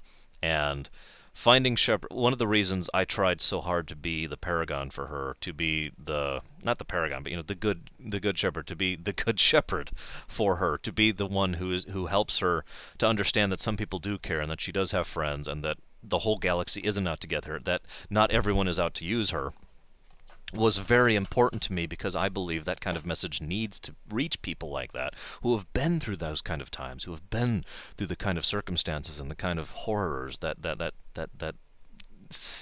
setup involves. I can't even begin to describe it, not within the confines of this video. So I really tried really hard to reach out to Jack, and I succeeded, obviously, and I was really pleased with the fact that you can actually reach out to her, that you can actually help her, that you can actually make her. I shouldn't even say make her. You can give her a helping hand and assist her in becoming more of a person rather than just a victim. And I liked that a lot. Her loyalty mission really spoke volumes on that one, too, as you're going through this place, and she has all her memories, and you find out from the logs that not everything was as it seemed, which is, of course, as to be expected. But ultimately, at the end of the day, Jack herself said it perfectly. I don't want to come back here anymore. And, Shepard giving that encouraging nod as Jack pushes the button and blows the place to whole hell. I thought that was very cathartic, very poetic almost, and I think it worked really well. And I am glad. One of the few things I was very glad about in Mass Effect 3 was that Jack does get somewhere, as she should. You know, she deserved better than that. Then we have Kasumi. This is in no particular order for anyone who's wondering. This is literally just me writing them down here, getting the whole list. Kasumi was an interesting character because she seemed more or less addendum. Of all the crew members you have, a professional thief didn't really feel like she meshed with the squad, but by that same token, that is being said with the knowledge of what the suicide mission actually entails. Nobody knew what the suicide mission entailed before they jumped through the relay. No one knew what was on the other side of the relay. No one knew what would be waiting for them. No one knew what would be involved. No one knew what they were up against. Complete unknowns. And so in that context, having someone who is that good at stealth and subterfuge and all that fun stuff made perfect sense, actually, and so that's why I give Kasumi a pass. I also like her as a character. She's a very good example of the Robin Hood type character. Well, she's not full on Robin Hood. It's not all steal from the rich, give to the poor. She is very much leaning in that direction, and I liked seeing someone with that kind of almost casual giving nature who in a character in Mass Effect, especially in Mass Effect 2, the darker and edgier side of the game, as I've mentioned. And her loyalty mission was awesome.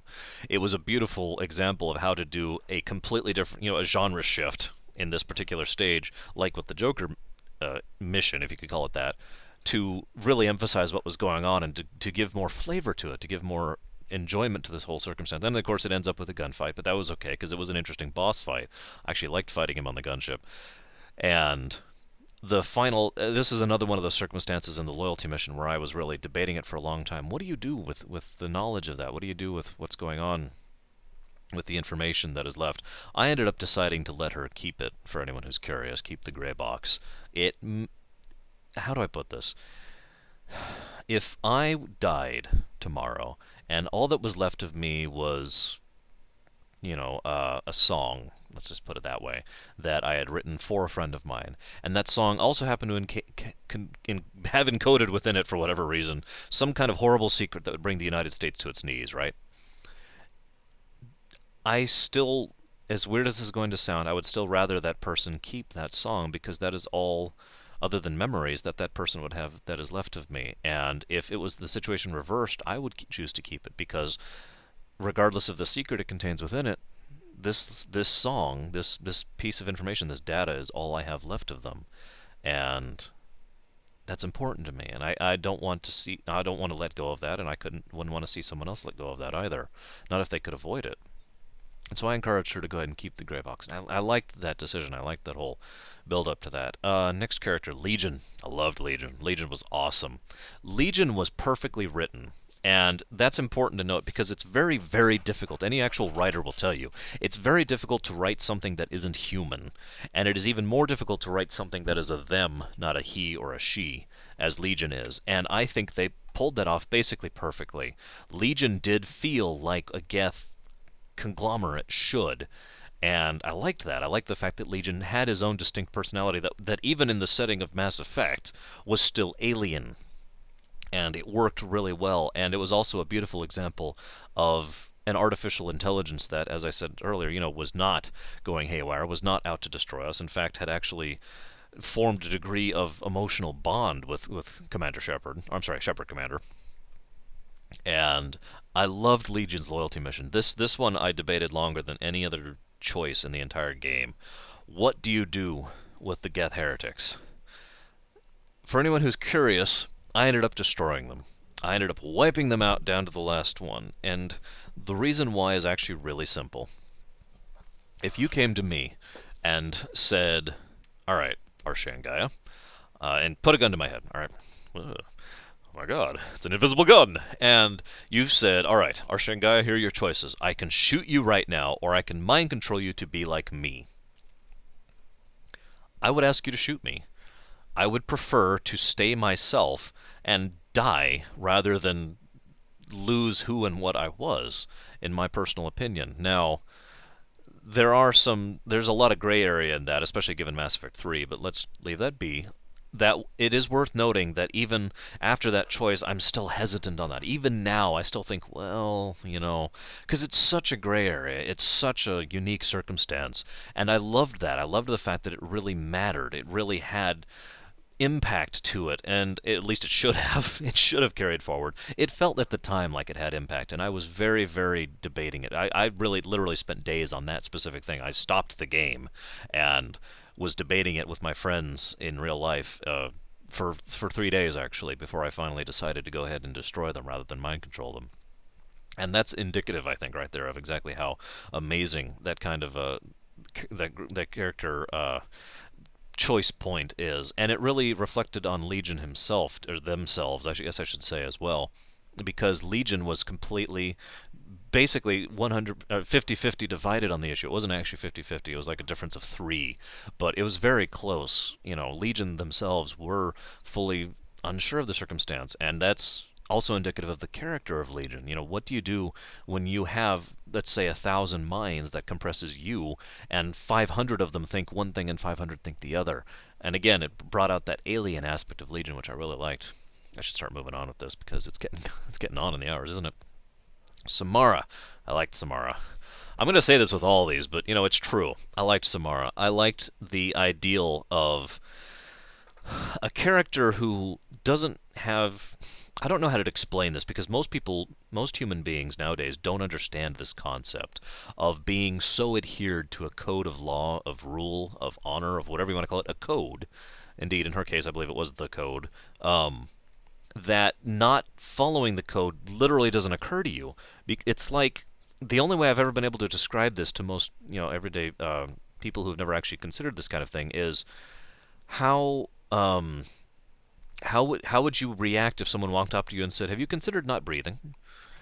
And your response is going to be, "No, I haven't considered that because that's what I do. I breathe." And it doesn't even cross someone's mind not to breathe, for the most part, right? And that's the level of dedication, the level of ground into the mentality and emotion that Samara and characters like that and people in real life like that have. That's reaching at what I call belief levels, which is something that is so ingrained in yourself that you don't choose it per se. You have chosen it, you are now there, but at that point on, it's not something that even occurs to you to question because it is so it is so part of who you are and what you are. And Samara emphasized that in a really good way, in a way that showed that kind of fanaticism can be good or bad, can be positive or negative. And it is worth noting that in the confines of her code, she was willing to work with you. And she did so immediately, I might add, and without hesitation. So it's not like she was eager to be horrible. It's just that it was like breathing to her. Not being horrible, but the specific circumstances, what I mean. And her loyalty mission was one I did actually really enjoy, not only because of it really showed a lot of Samara's past and history, and you find out so much about Samara as the individual and what she once was, and how much she gave up in order to follow this code and to take out her daughter really, Morinth. And on top of that, the whole it was like the Kasumi mission. It was a completely different type of gameplay. The whole Morinth mission was essentially I don't have a better way to put this. Essentially, one of those dating sims that you would see back in I guess the early 2000s. I guess I don't know. Something like that, because it was all 100% conversation trees, and it was all do this, do that, do this, and you could screw up pretty easily. And if you did, you failed. There was no, oh well, now I screwed up, now I have to fight. No, no, no. You screwed up and you lost. And so it was like actually choose your own adventure. That's the word I want to use. It was like playing choose your own adventure, because there was it was all okay. I'm going to go this route. I'm going to take this route. I'm going to say this thing. I'm going to say this thing in this way. Uh, and so forth and so on, until it got to the point where you finally got into the room and you could, and I liked this. I did like the fact that you had the option of basically rolling a will save in order to resist Morinth.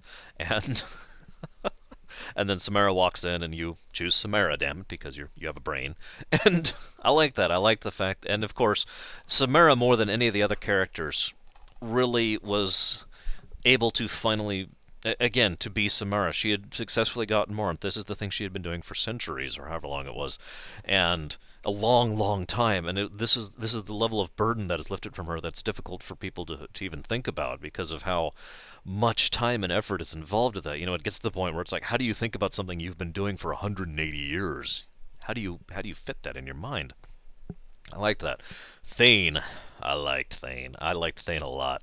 Thane was another example of a very alien type being. And when I say that, his whole mindset, his whole philosophy of my body is different from my mind, and the two are irreconcilable, basically, and how things that affect the mind don't affect the body, and how things that my body is guilty of, my mind is not. That's a kind of concept that in general is actually relatively alien, and again was very well written and very well done. And of course his little memory flashbacks thing is another excellent example of that. But I liked Thane a lot. I liked Thane's perspective. While he was a Death Seeker, it was worth noting that if you look at the background information, Thane, as of when the mission starts, was basically at the point in which his doctor said he was going to die. He had been given 6 months, and by the time you recruit him, it has been 6 months. And you can do several things for him, if I'm not mistaken. This is all background. Morden works on him a bit, and Edie works with him a bit, and manages to help him keep going for a little bit longer. But ultimately, Thane was awesome. I'm sorry, I don't know how to better put it. Thane was the pinnacle example of how you play a good assassin, the kind of assassin who is ultimately a good person on it, because there really are only the two kinds of assassins in fiction. There's either the horribly evil, sadistic assassin, or there's Thane. And I'm just going to start calling it Thane forevermore, because he has taken over that seat. His loyalty mission was fully awesome. Again, different gameplay style. The sort of not quite stealthy, catch 'em, keep you. I don't even know what to call that thing. And again, another situation where you had multiple options and how to deal with it. And I did like the fact that the officer, who's played by the actor I can't think of from Battlestar Galactica, was working with you on that, not because it was legal, or not because it was anything like that, but because it was the right thing to do, because he didn't want to see that kid end up like so many other kids ended up on the Citadel. And I liked the fact that Thane finally did reach out to him after however long. And I loved the description of Thane, of how he met his wife. And you got to admit, Thane himself says it basically full out. What do you say to the kind of woman who willingly stands in front of someone who she's never met before in her life in order to prevent a bullet, knowing that it wouldn't even stop you if you tried? What do you say to that kind of thing? I loved that. I love that. Let's go ahead and move on here. Zaid. I actually really liked Zaid a lot. Again, played by an awesome voice actor who's been in a lot of things. But Zaid was a really good example of how to do that kind of old, withered, experienced, battle-hardened veteran who is... How do I put this? They're not a good person, but they are not evil either. They are not sadistic, they are not cruel, they are not malevolent, they are not malicious. They are simply not good. They're basically neutral. In his case, I would probably go ahead and say chaotic neutral if I were forced to put it on the spot. But Zaid did have a degree of honor to him, did have a degree of professionalism to him, and it's all there in his backstory and the way he talks, the way he approaches you, the way he talks about everything.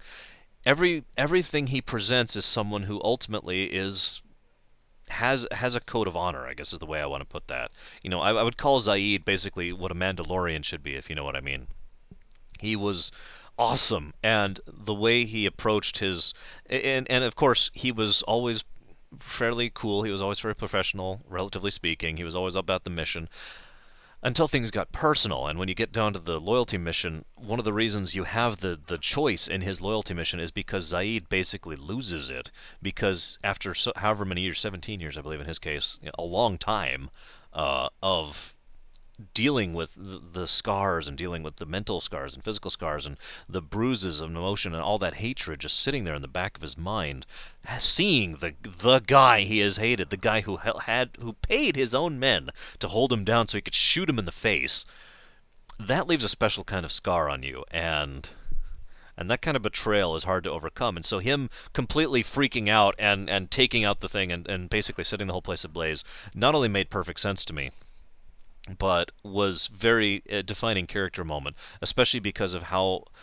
screwed up it was when you get to the end there. And if you decide to save the workers, if you decide to save the people, uh, this is another one of those missions where I spent a long time debating it. What you can either choose to save the workers in the factory, or you can choose to go and help Zaid get his revenge. Now, I was really, really torn on this one because, yes, I want to save those factory workers, of course, but there's two things, very important things to consider here. One, this guy was the head of a mercenary corps and a sadistically evil screwhead, and someone who the galaxy literally would be made a better place by removing him from it. So there's that to be considered, and on top of that is the fact that Zaid himself, after I know exactly what it's like personally, and I know many other people do, I'm sure, to some extent or another, know exactly what it's like to have whatever you're after. This is the physical representation of his revenge against this man, his ending of this issue, this emotional baggage. Okay, to be this close, this isn't very representative because obviously I'm holding myself back, but imagine if I'm really stretching out and really trying to reach it, and I'm right here, and then it's just taken away.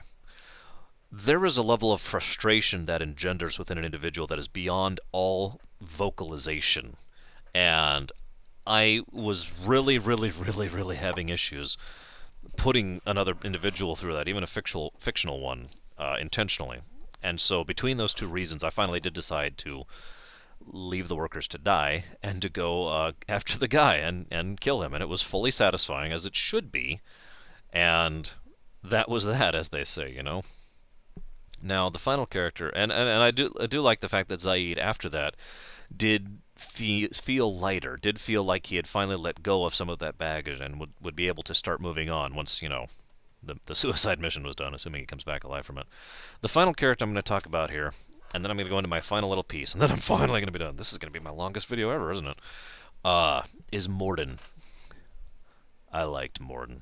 I really liked Morden. He is arguably one of my favorite characters from the series in general. Morden is a very particular form of intelligent, and it is not book smart. It is not, what most people refer to as intelligent. It is logical progression, is where that's at, and his ability to do the Sherlock Holmes thing basically was extremely well written, well designed, well presented. Voice actor did a brilliant job with it, and Morden himself was in a surprisingly, if I may use an incredibly inappropriate term for this, he was a very human character, and he had a lot of emotion, a lot of depth, a lot of layers to him. I really liked the fact that I don't even know how to explain it. He made perfect sense because I've heard some people say Morden doesn't make sense to them, and I suppose I could understand. But to me, he made perfect sense. He was someone who did what he was willing to do, but regretted having to do it. Is willing to take the action that is necessary for a circumstance, but does not enjoy doing so and still shies away from it. Just because someone is willing to make the hard choices does not mean they want to. And Morden is the perfect example of what to do. There's a term called a well-intentioned extremist, and it's a very popular personality type for a villain. Morden is what you have when you have a well-intentioned individual, someone who is not extremist, someone who does not take it to the furthest end, someone who does temper all of his decisions, all of his emotions with logic and with reason, and does so brilliantly. And of course, Morden not only has the awesome Gullivan and the singing scene. Oh my gosh, I'm getting a really bad stutter tonight. I've been talking too long. But he has some of the most emotionally impacting scenes in the game, and some of my favorite stuff, basically bar none, was from when he's talking about his favorite nephew and how. And he says it so well because this is something I have said before, not just here on the videos, but in life, in real life, before I'd even heard about Mass Effect 2. You look at, I've said this before, so forgive me for this repetition. You look at the number a billion, and it's like, okay, most people have the ability to understand. 1 billion. Gotcha, we're with you. Now picture 1 billion people. Okay, that's a lot harder, but you can still relatively do that. But the way most people's minds are wired is you do that by picturing a crowd. You don't picture a billion people, you picture a crowd of people, if you follow what I'm saying here. You are not picturing 1 billion individuals, just a mass, right? You're still picturing what is effectively one object in your mind, in your mentality here. And so, picturing, I'm doing this to save the galaxy, as Morden himself says, is very difficult to do. Instead, he was doing it to save his nephew, because rather than picturing a billion in a mass here, he was picturing a face, an individual, a person. He could talk about that person, his life and his dreams and his hopes, his aspirations. And that not only really spoke to me individually, but also basically summarized all of Mass Effect 2 in that one scene right there. It's in Mass Effect 1 succeeded very well at looking at the galaxy and giving you the scope and scale of the galaxy and the scale of the threat you were facing. Mass Effect 2 really brought it down to this level. The face, the individual face and faces that you're looking at, and the individuals involved.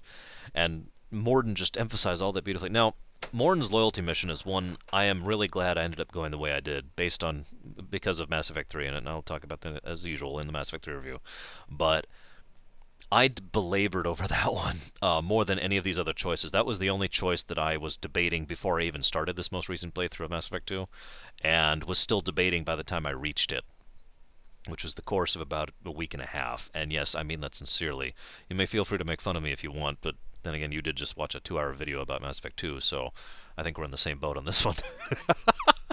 But in all seriousness, I debated that for a little over a week and a half. The genophage was a true moral dilemma. And probably what I would throw up as the example right here of the moral dilemma of the Mass Effect series. What do you do about the genophage? Because it was an incredibly complicated situation. It was an incredibly complicated circumstance. There were no guarantees. There was no right option. There was no good option. There was just a whole lot of gray and a lot of uncertainty and a lot of lack of information and lack of knowledge. And I looked at that whole situation and I was just like, what do I do? What do you do in that situation? Now, for those who are curious, I did decide to keep the genophage data for Morden and not give it away to anyone or anything like that in case the Krogan need it. I believe that the specific option is something like keep it for the Krogan, is something along those lines.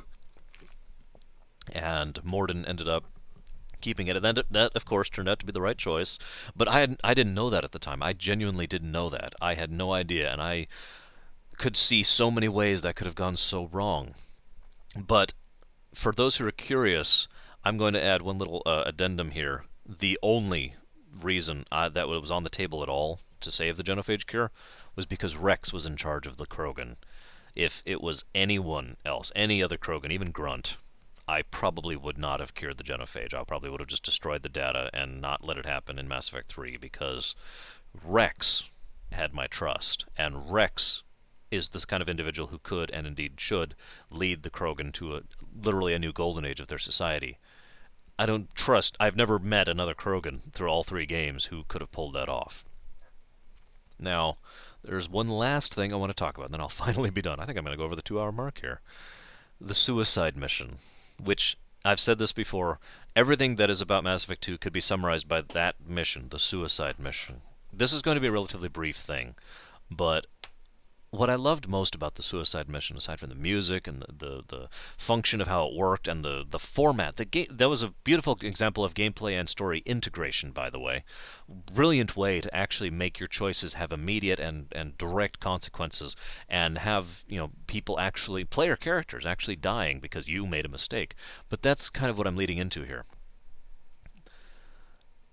For the course of Mass Effect 2, by the way, I never actually got the full Everyone Lives achievement until this year, until when I did my most recent playthrough, just for reference. But aside from Jacob, actually, no, that's not even true. In basically every Mass Effect 2 playthrough, not counting my very first one, I grew rather attached to these characters. I grew, I cared about them. As I've said before, Mass Effect 2 is a game where its entire party base, not counting Morn because I don't count her, was one that I did actually genuinely care about and actively liked, as only a few games have managed. That's relevant because in the suicide mission, if I make a mistake, me, the player, Archie and Gaia here, makes a mistake, these characters I care about die in a setting where it is not possible to come back from death. Whether if you die, that's it, and that's relevant and that's powerful. And if you'll forgive me for the quote here, for anybody who actually cares that much about these people in this game, and I know I'm not alone in that, what in your life has prepared you for the kind of choice that involves? What in your life has prepared you for the sort of impact of you made a mistake, and so someone you care about just died? That was impacting. That was emotional. That was powerful. And that by itself uh, is the first thing I think about when I think about why Mass Effect 2 is elevated to the art category for me.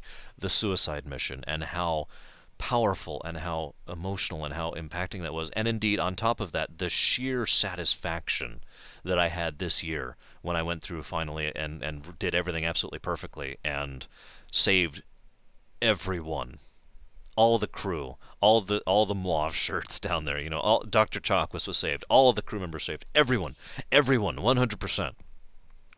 We all got out of that alive, even though nobody said we could. Even though there was very little expectations of it happening, even especially from an in-setting perspective. There was a level of satisfaction I don't have words for that I had for successfully pulling that off. We lived, and I loved that. And I loved the sheer satisfaction, the sheer fulfillment of having pulled that off. For this reason and all the reasons listed before, Mass Effect 2 is without question one of my favorite games of all time, without question within the art category. And while it does have its flaws, as indeed all games do, I think I will be enjoying it again in the future. I still have it installed and was thinking about doing another playthrough soon, and I wouldn't mind doing one soon. It's a great game, and I don't know what else to add to that. So I'm going to finally go ahead and wrap this up and go see if that DLC is available for download.